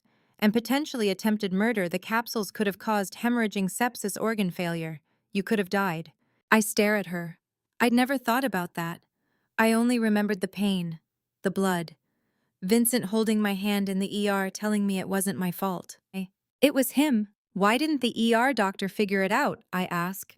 Because miscarriages are common, Dr. Lewis says. 10 to 20% of pregnancies. The ER ran standard blood work. They don't test for herbal supplements. You came in with symptoms consistent with spontaneous abortion. Your partner was a licensed OB/GYN. There were no red flags. He planned it that way. Yes, D.A. Whitman says. He did. Silence. The hum of ventilation. Phones ringing in the hallway. Rachel D.A. Whitman says, do you remember Vincent giving you those capsules, physically handing them to you? I picture it. Our apartment. Vincent in the kitchen smiling, holding the bottle. Make sure you take them 3 times a day, okay? They're important. I remember, I say. He watched me take the first one. D.A. Whitman nods. Good. That establishes he personally administered the substance. What happens now? We build the case. We have the journals, the capsules, your testimony, Catherine Palmer's testimony about his pattern, Amanda Collins and the financial fraud, the IUD and fabricated records. She ticks them off. This is one of the most well-documented abuse cases I've seen. So you can convict him. I believe we can. But Rachel, she pauses. You need to prepare yourself. Vincent Palmer is a respected doctor. He has money. He'll hire the best defense attorney in the state, and they're going to come after you. What do you mean? They'll try to discredit you. Say you're lying, emotionally unstable, fabricating evidence because you're angry about a divorce. They'll play those recordings, the ones where you're crying desperate. They'll tell the jury you're not reliable. My stomach turns, but the journals are powerful. But the defense will argue they're fiction, creative writing. That Vincent was writing a novel not documenting crimes. That's insane. That's defense strategy. I'm telling you this because I don't want you blindsided. The trial will be brutal. You'll sit in that courtroom and listen to his lawyers call you a liar. You'll relive every moment of abuse in front of a jury, and you'll have to do it without breaking down. I can do it. I know. She looks at me with something like respect. But if it becomes too much, you tell me. We'll take a recess. Get you support. You're not alone. Outside, I lean against the brick wall, trying to breathe. Detective Walsh is beside me, steady, silent. He killed my baby, I say. I know. And then he comforted me, told me it wasn't my fault. I know. How does someone do that? Walsh doesn't answer. There is no answer. She pulls out her phone. I'm calling Dr. Harper, your therapist. I'm fine. Rachel, you just found out your husband induced a miscarriage 10 years ago. You're not fine. She's right. I'm not fine. I'm nowhere close to fine. But I'm not going to fall apart. Not now. Not when we're this close. Make the call, I say. Walsh nods and steps away. I close my eyes and think about June 25th, 2015. The worst night of my life. Or so I thought. Now I know the truth. It wasn't the worst night. It was just the first. For the first time in 6 weeks, I see Vincent. He's standing at the defense table in Multnomah County Courthouse, wearing a charcoal gray suit, crisp white shirt, navy tie. His hair is neatly combed. His jaw is clean-shaven. He looks like a respectable doctor, a pillar of the community, someone you'd trust with your life. Not the man who destroyed mine. I sit in the gallery beside Detective Walsh. My hands are folded in my lap, nails digging into my palms. I want to scream, I want to run, but I sit perfectly still and stare at the back of his head.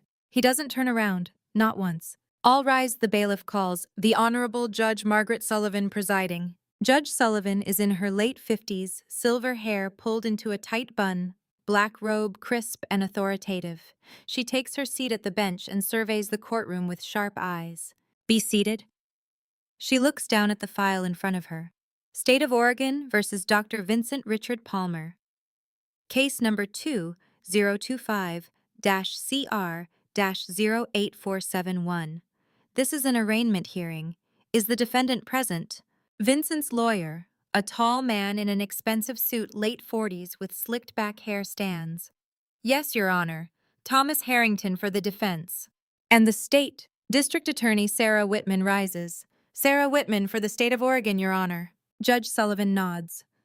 Let the record show the defendant is present with counsel. Ms. Whitman, please read the charges. Dia Whitman opens a folder. Her voice is steady, clinical. The state of Oregon charges Dr. Vincent Richard Palmer with the following. Count 1, assault in the first degree. Oregon Revised Statute 163.185. That on or about April 12, 2017 and June 10, 2015, the defendant did intentionally cause serious physical injury to Rachel Whitmore, including but not limited to induced miscarriage and uterine damage resulting from unlawful implantation of a medical device. Maximum penalty, 20 years imprisonment. Count 2, criminal mistreatment in the first degree. ORS 163.205.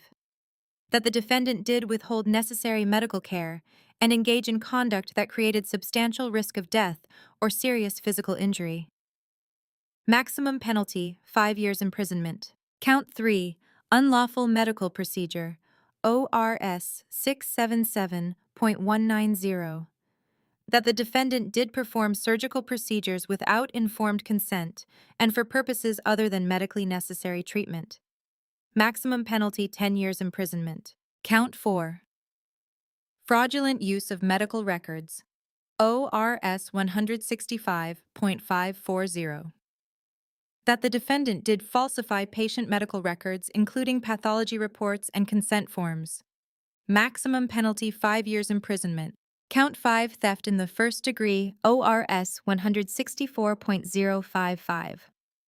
That the defendant did unlawfully obtain and transfer property valued at more than $100,000 without consent. Maximum penalty, 10 years imprisonment. Count 6, reckless endangerment.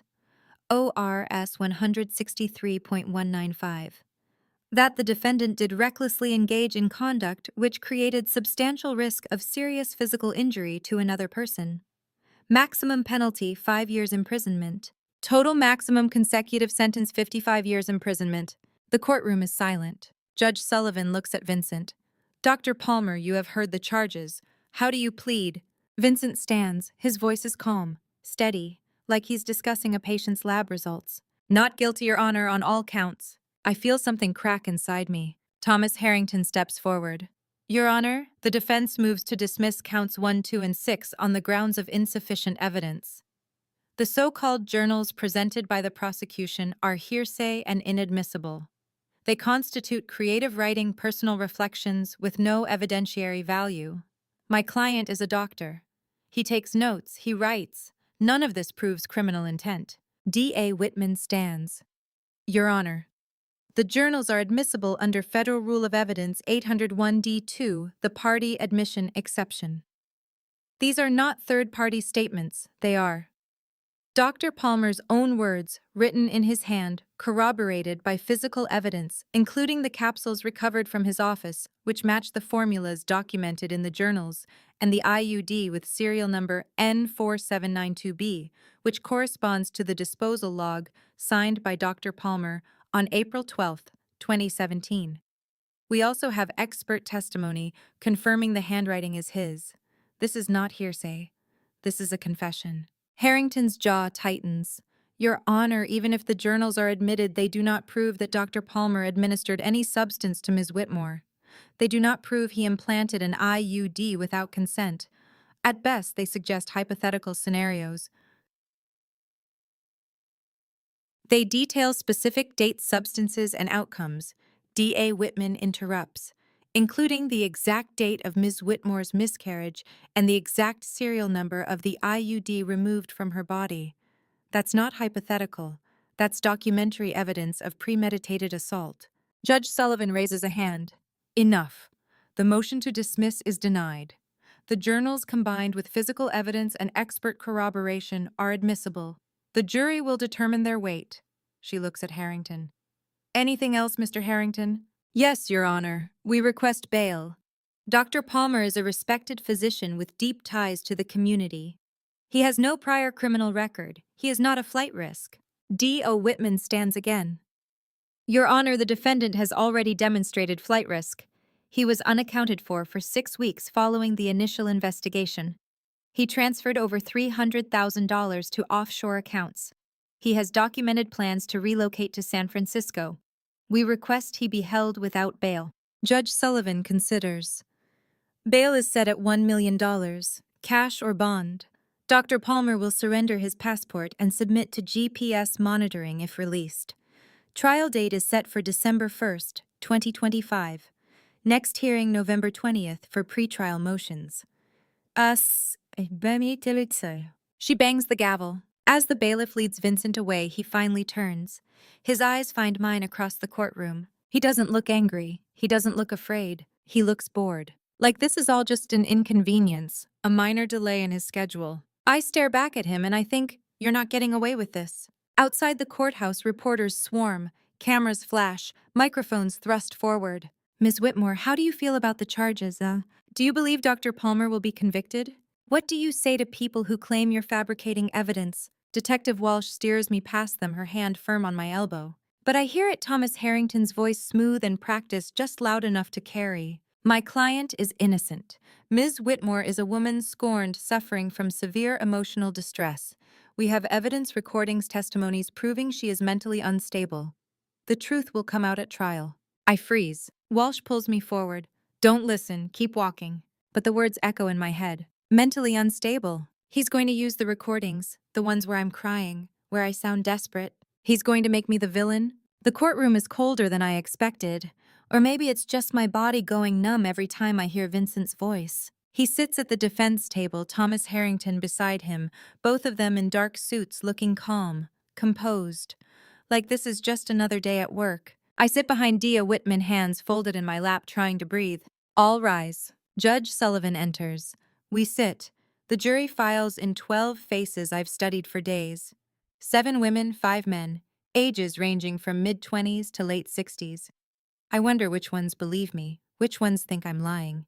Ms. Whitman, Judge Sullivan says your opening statement. D.A. Whitman stands. She walks to the center of the courtroom facing the jury. Ladies and gentlemen, this is a case about control. About a man who used his medical expertise, his authority, and his marriage to systematically destroy the woman he claimed to love. Over the course of 12 years, Dr. Vincent Palmer manipulated two women, Catherine Palmer and Rachel Whitmore. He lied to them, he drugged them, he stole from them, and he documented every moment in handwritten journals as if his crimes were scientific experiments. She gestures to the evidence table, journals, capsules, the IUD disposal log.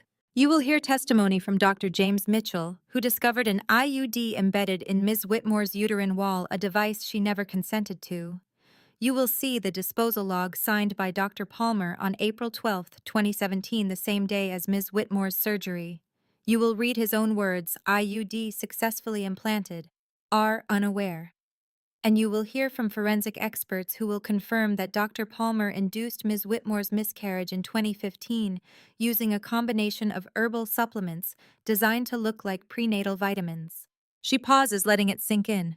The defense will try to tell you this is a story about a woman scorned, that Ms. Whitmore is unstable, emotional, unreliable. But the evidence doesn't lie. The journals don't lie. And by the end of this trial, you will see Dr. Vincent Palmer for what he truly is, a predator in a white coat. She sits. Harrington stands, slow, deliberate. Ladies and gentlemen, my client is a doctor, a healer, a man who has dedicated his life to women's health. And now he sits accused of crimes he did not commit based on the word of a woman who has every reason to lie. He looks at me. Rachel Whitmore is not a victim. She is a woman who, after discovering her husband's affair, fabricated a story to destroy him. You will hear recordings, 40 hours of them, of Ms. Whitmore crying, screaming, accusing my client of things that never happened. You will hear testimony from her own friends that she was emotionally volatile, prone to exaggeration.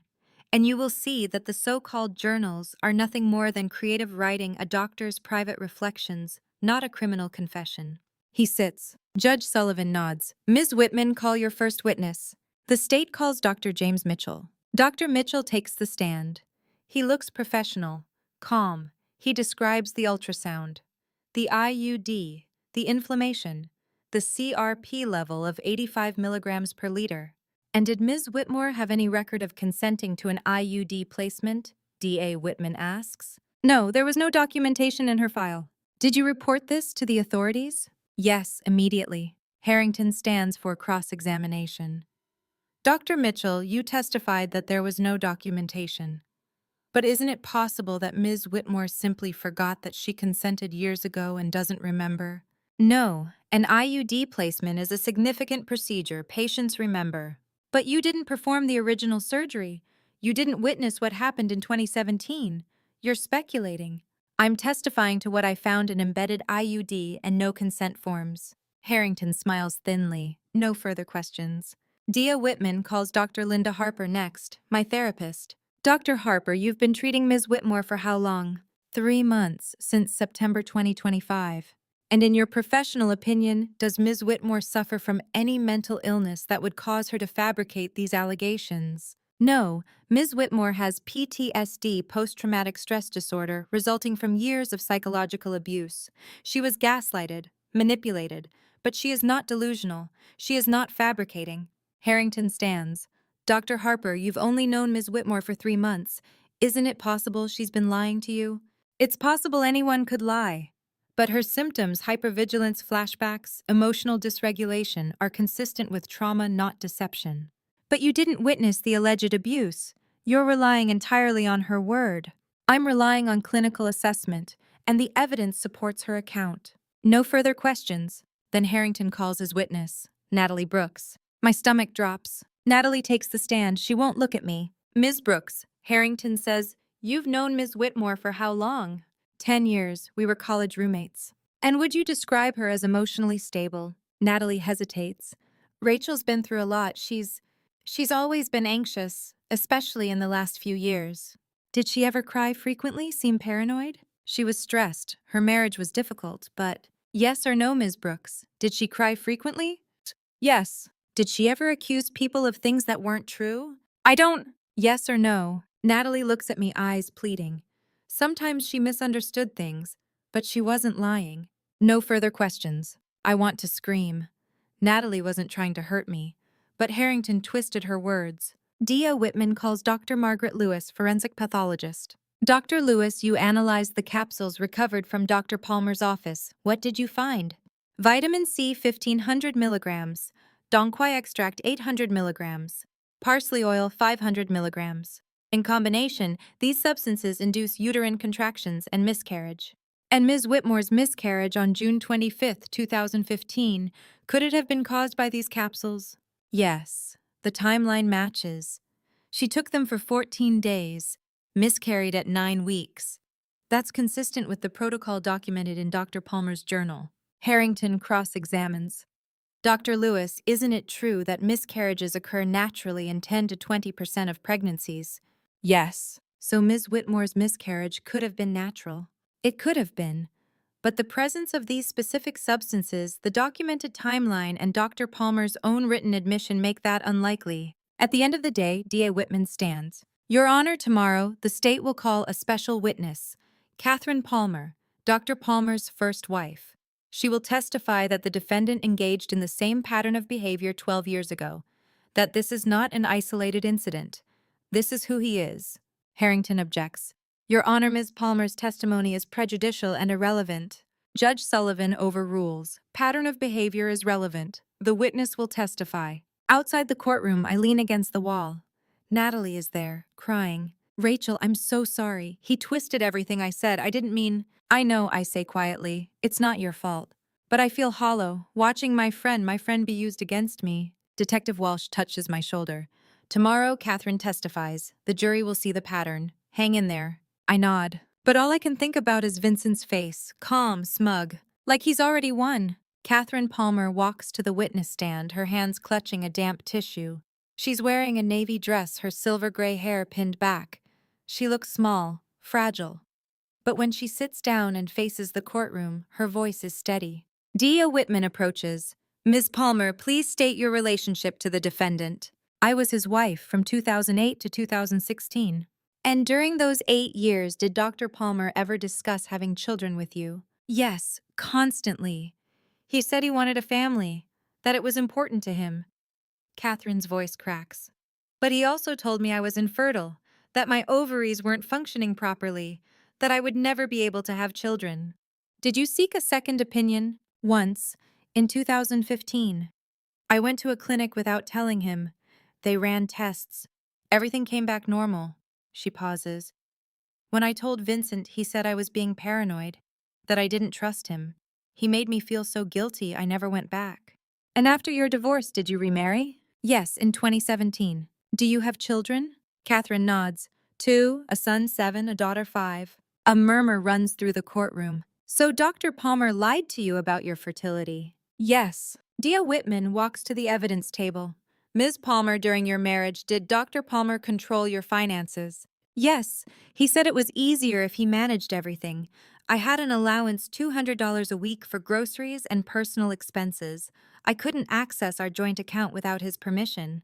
Did he isolate you from friends and family? Yes. He said they were negative influences, that they didn't understand our relationship. Over time, I stopped seeing them. And after the divorce, did Dr. Palmer threaten you? Catherine's hands tighten around the tissue. Yes. He had videos of us, private videos. He said if I ever tried to ruin his reputation, he'd release them. That's why you stayed silent for 9 years. Yes. D.O. Whitman turns to the jury. Ms. Palmer, do you see any similarities between what Dr. Palmer did to you and what he's accused of doing to Rachel Whitmore? Catherine looks at me. Her eyes are full of something like sorrow and recognition. Yes, Vincent has a system. He chooses women who are trusting, who want to believe in him. He isolates them, controls them. And when they start to question him, he makes them think they're crazy. She looks at Vincent. He destroys people. It's what he does. Harrington shoots to his feet. Objection, Your Honor.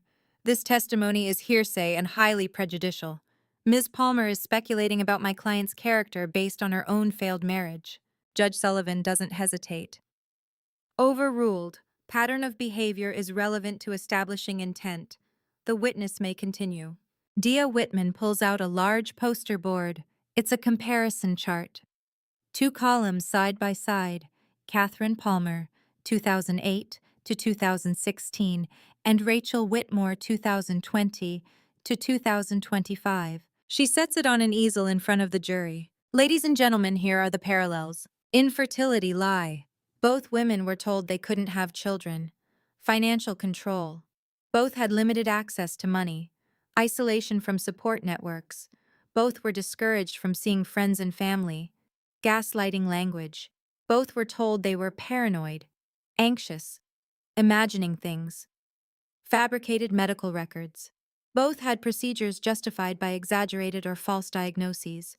Threats using private recordings. Both were threatened with exposure if they spoke out. Shell companies.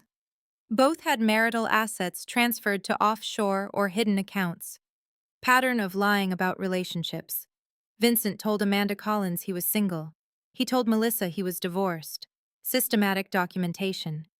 Vincent kept detailed journals about both women. Psychological abuse. Both developed PTSD symptoms. Medical manipulation. Both were given substances or procedures without informed consent. Exit strategy. Both were planned to be abandoned once Vincent secured a new partner. She pauses. 12 out of 15 documented behaviors are identical. This is not coincidence. This is a predator with a methodology. Dia Whitman calls Dr. Michael Porter next. Dr. Porter, you performed the surgery to remove the IUD from Ms. Whitmore in September 2025, correct? Yes. And you also reviewed the pathology report from her original surgery in 2017. I did.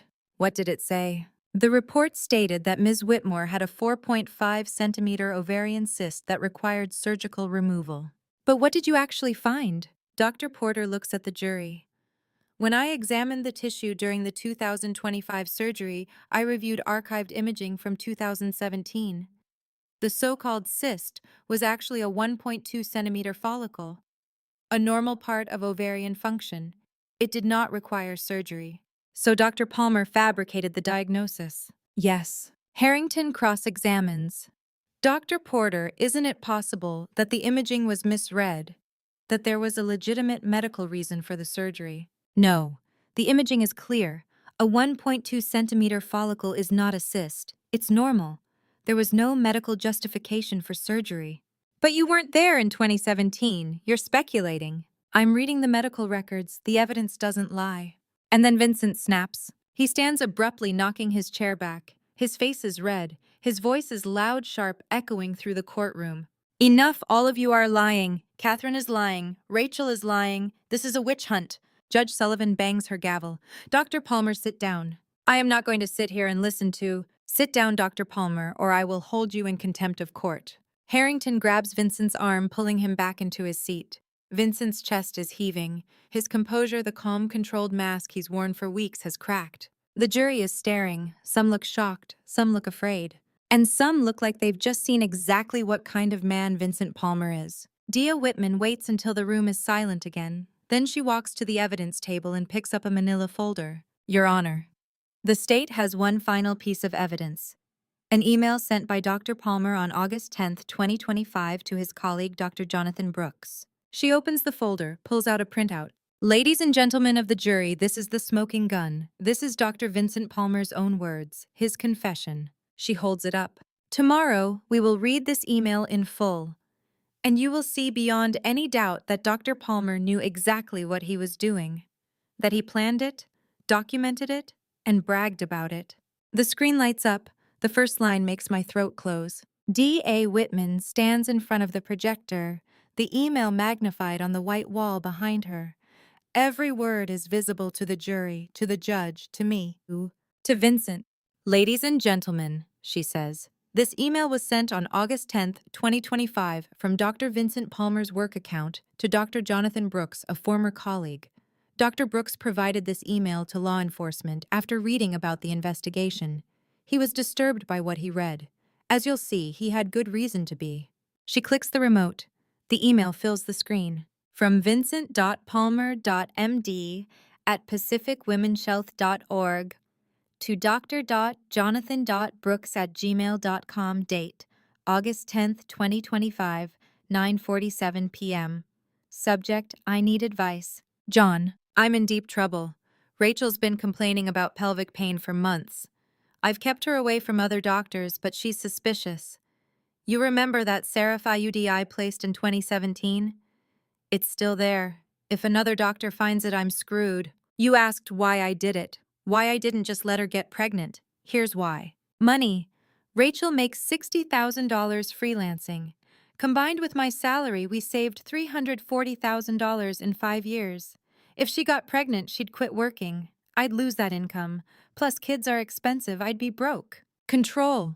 A kid means legal ties, forever, child support custody, her family involved. I wanted to walk away clean when I was ready. The 2015 miscarriage, not natural. I used the vitamin C plus Dongquai protocol you joked about. ER called it spontaneous abortion. Rachel blamed herself for years. Perfect. Amanda, the clinic nurse, and I have 2 kids. Grace is 6, Lucas is 4. Yeah, hypocrite. But Amanda never asked questions. Rachel Googles everything, questions everything.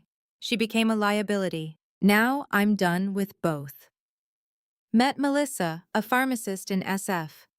She's 32, no kids, thinks I'm divorced. Clean slate. I've transferred $340,000 to Cascade Holdings. By January, I'm gone. Rachel gets nothing. Amanda loses her $7,200 per month. They'll figure it out. But if Rachel sees another doctor and finds the IUD, they'll trace the serial number to me. What do I do? V. Silence. I can't breathe. I stare at the words. Money. Control. Rachel blamed herself for years. Perfect. He wrote it. He admitted everything. D.A. Whitman lets the silence stretch. Then she turns to the jury. You just read Dr. Palmer's confession. He admits placing an IUD without consent. He admits inducing a miscarriage. He admits stealing $340,000. And he explains exactly why he did it. She pauses. Money. He wanted Rachel's income $60,000 a year. He wanted their joint savings, and he didn't want a child because children are expensive. She points to the screen. Control. He wanted the freedom to abandon Rachel whenever he chose. No legal ties, no custody battles, just walk away clean. Another pause. And cruelty. He says Rachel blamed herself for the miscarriage for years, and he calls that. She looks at the screen. Perfect. The jury looks horrified. Dia Whitman continues. Dr. Palmer had 2 children with Amanda Collins. He was capable of being a father, but only when it served him. Only when the woman was, in his words, easy. Someone who never asked questions. She walks toward the jury box. Rachel Whitmore wasn't easy. She asked questions. She Googled her symptoms. She wanted a second opinion. So Dr. Palmer made sure she could never have children. He made sure she would stay dependent on him. And when she became too much trouble, he planned to take everything and disappear. Harrington stands. Objection, Your Honor. The prosecution is editorializing. This email could be... Mr. Harrington, Judge Sullivan interrupts. Your client wrote, and I quote, I used the vitamin C plus Dongquai protocol. He wrote, Rachel blamed herself for years. Perfect. He wrote, I've transferred $340,000 to Cascade Holdings.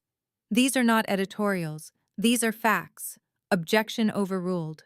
Harrington sits, his face is red. D.A. Whitman clicks to the next slide. Digital Forensics Report, Oregon State Crime Lab. The email was sent from Dr. Palmer's office computer at Pacific Women's Health Clinic. The IP address, metadata, and server logs have been verified. Dr. Brooks provided sworn testimony that he received this email and did not alter it. This is authentic. She turns back to the jury. Let me read the key parts again, because I want you to understand what Dr. Palmer did and why. She reads slowly. Money. Rachel makes $60,000 freelancing. If she got pregnant, she'd quit working. I'd lose that income. She looks up. Dr. Palmer didn't want Rachel to have a child because it would cost him money. He valued his bank account more than her right to motherhood. She keeps reading. Control. A kid means legal ties, forever. I wanted to walk away clean when I was ready.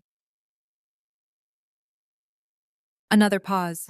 He wanted the option to abandon her. No consequences, no responsibilities. So he made sure she couldn't get pregnant. He took away her choice, her future, her body. She reads the final damning line. The 2015 miscarriage not natural. I used the vitamin C plus Dongquai protocol. Rachel blamed herself for years. Perfect.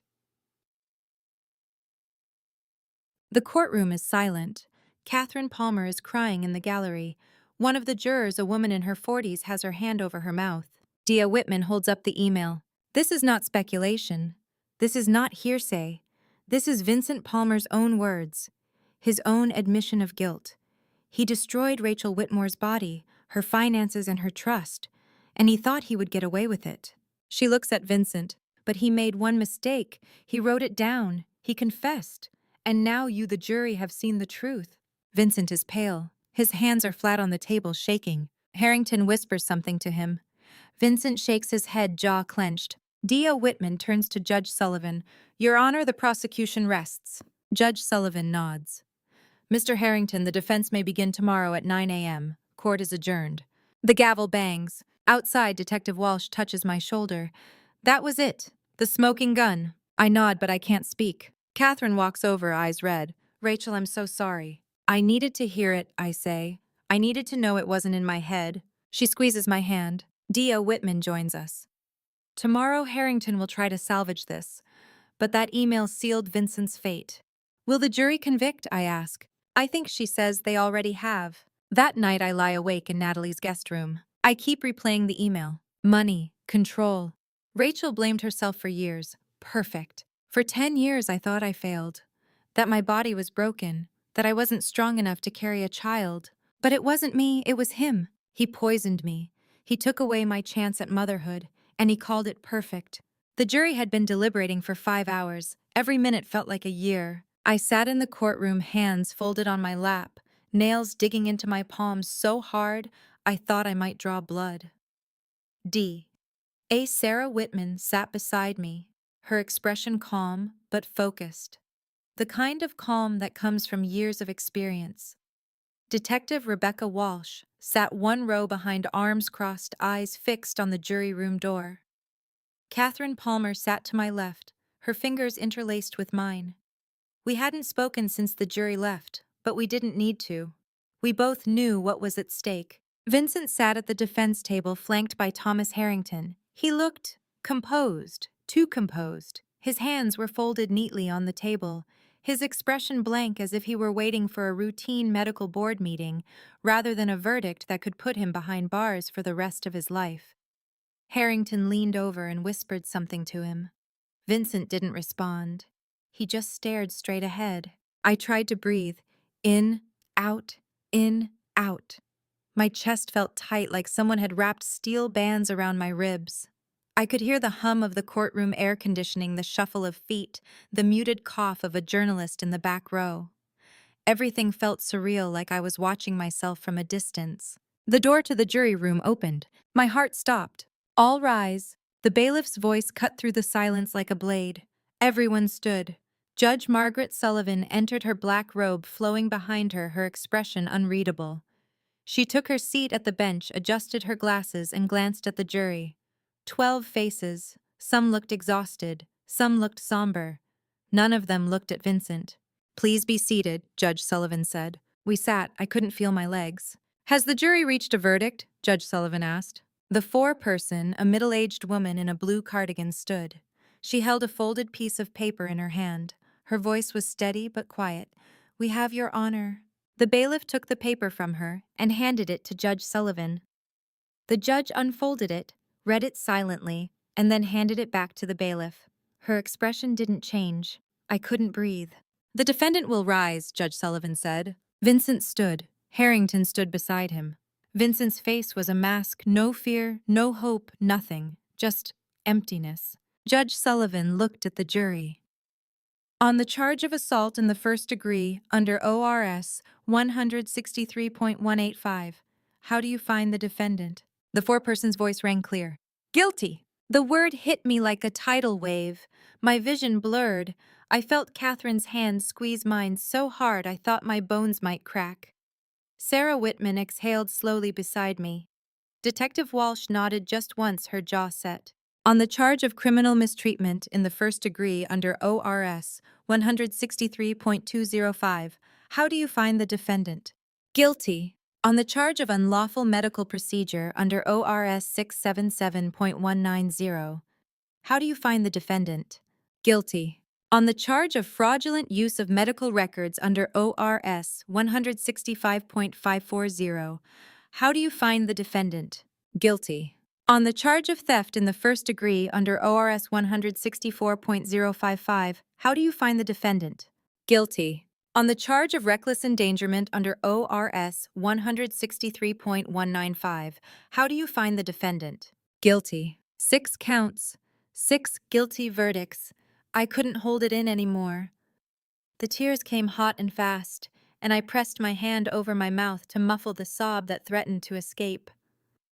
Catherine was crying, 2 silent tears streaming down her cheeks. Sarah Whitman reached over and gently touched my shoulder. "It's over," she whispered. "You did it." But it didn't feel over, not yet. Vincent stood perfectly still. No reaction, no change in expression. He didn't look at me, didn't look at anyone. Harrington leaned over and whispered something to him. Vincent gave a single, almost imperceptible nod. Judge Sullivan thanked the jury and dismissed them. They filed out silently, some glancing at Vincent, some at me. Then the judge turned her attention back to Vincent. "Mr. Palmer, you have been found guilty on all 6 counts. Sentencing will take place in 2 weeks on December 20th, 2025. Until then, you will remain in custody without bail. Bailiff, please remand the defendant." 2 officers approached Vincent. He didn't resist. They placed handcuffs around his wrists, and for the first time I saw a flicker of something in his eyes, anger maybe, or defiance. As they led him toward the side door, he stopped and turned his head. His gaze locked onto mine. And then he said it. "You'll never have a child, Rachel. I made sure of that." The words hung in the air like poison. I felt my stomach drop, felt the room spin. Catherine gasped. Sarah Whitman shot to her feet. "Your Honor!" Judge Sullivan slammed her gavel. "Remove the defendant, now!" The officers pulled Vincent away, but his eyes stayed on me until the door closed behind him, and then he was gone. 2 weeks later, December 20th, 2025. The sentencing hearing was smaller, quieter. Fewer reporters, fewer spectators. But the weight of it was just as heavy. I sat in the front row again, flanked by Sarah Whitman and Detective Walsh. Catherine sat behind me, along with Amanda Collins, who had come forward after the trial to testify in the civil case. We didn't speak much. We didn't need to. Vincent was brought in wearing an orange jumpsuit, wrists and ankles shackled. He didn't look at me, didn't look at anyone. He just stared at the floor as the officers guided him to his seat. Judge Sullivan entered, and we rose. She took her seat, opened a file, and looked directly at Vincent. "Dr. Vincent Palmer," she began, her voice firm and steady. "You have been convicted of 6 felony counts. Before I impose your sentence, do you have anything to say?" Harrington stood. "Your Honor, my client wishes to reserve his right to appeal and will not be making a statement at this time." Judge Sullivan nodded. "Very well." She adjusted her glasses and began reading from the sentencing document. "On the charge of assault in the first degree, you are hereby sentenced to 15 years in the Oregon State Penitentiary." My breath caught. 15 years. It was more than I dared to hope for. "On the charge of unlawful medical procedure, you are hereby sentenced to 8 years to run consecutively. On the charges of criminal mistreatment in the first degree, fraudulent use of medical records, theft in the first degree, and reckless endangerment, you are hereby sentenced to a combined total of 4 years to run concurrently with the previous sentences." She paused, letting the numbers sink in. "Your total sentence is 27 years in the Oregon State Penitentiary. You are also ordered to pay $280,000 in criminal restitution to Ms. Rachel Whitmore for medical expenses, counseling, and related costs." She looked up at Vincent. "Additionally, the Oregon Medical Board has permanently revoked your medical license. You are prohibited from practicing medicine in any capacity, and your name will be reported to the National Practitioner Data Bank, ensuring you will never be licensed in any state again." She leaned forward, her voice dropping but carrying a steely edge. "Dr. Palmer, you abused your medical knowledge, your position of trust, and the love of your wife to systematically destroy her life. You stole her ability to have children. You stole her financial security. You stole years of her life. You are a danger to every woman who crosses your path. 27 years is the minimum you deserve. I hope you spend every day of it reflecting on the harm you have caused." She slammed the gavel. "This court is adjourned." The officers moved to take Vincent away. He stood slowly, his face still blank. But as he turned toward the door, he looked back one last time. His eyes found mine across the courtroom. And then he was gone. Sarah Whitman stood and turned to me. "It's over, Rachel. You won." I nodded, but I couldn't speak. I felt hollow, relieved, exhausted. Catherine reached over and hugged me tightly. "You did it," she whispered. "You stopped him." Detective Walsh shook my hand. "If you ever need anything, you call me. Anytime." I thanked them all. But as I walked out of the courthouse into the cold December air, I realized something. Vincent was right about one thing. I would never have a child the way I'd dreamed. Not biologically, but he didn't get to decide my future. Not anymore. I would rebuild. I would heal. And I would make damn sure no other woman had to go through what I did. 2 weeks. 2 weeks since I heard the words 27 years. 2 weeks to learn how to breathe again. I stood on the courthouse steps on December 20th, 2025, watching Vincent Palmer disappear into a police van shackled and silent. His final words echoed in my mind for days. "You'll never have a child." I made sure of that. For a while I believed him. But then I realized something. He was wrong. Vincent took my ability to have biological children. He took 10 years of my life, my trust, my health. But he didn't take my future. That was still mine. 3 days after sentencing, the court seized all assets held by Cascade Holdings, LLC.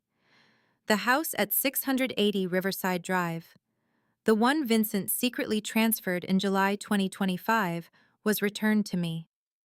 The joint savings account drained to $2,847 by 47 wire transfers over 5 years was restored to $340,000.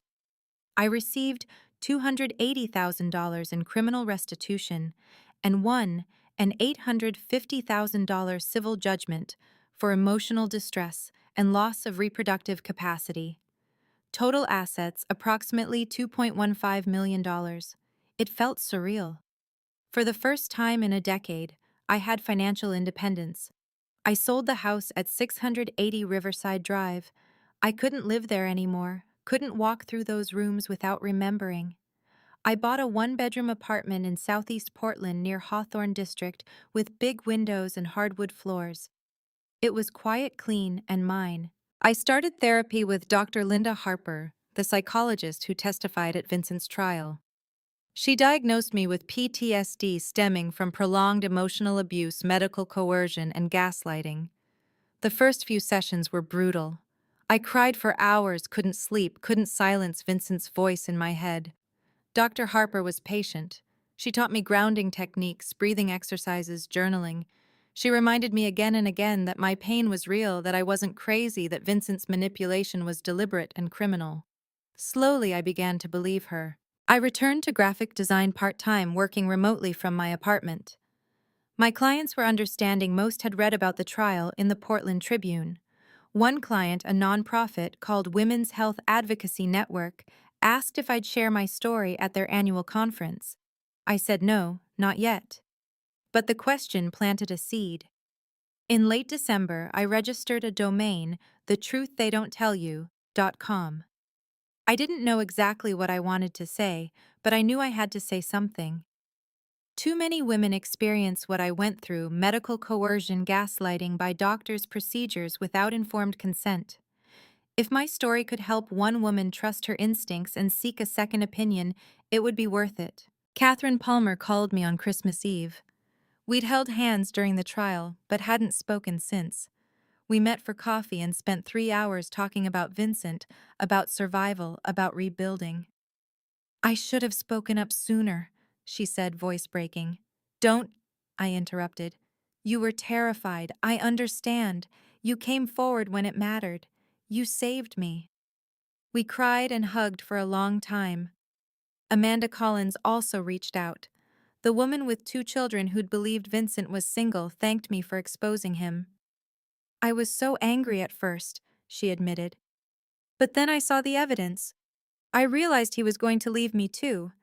I'm raising my kids alone now, but at least I'm free. Detective Rebecca Walsh stopped by with a potted succulent. Thought you could use something low maintenance. She grinned. She updated me Vincent was in Oregon State Penitentiary with no chance of appeal. His medical license permanently revoked his name in the National Practitioner Data Bank. You stopped him, she said.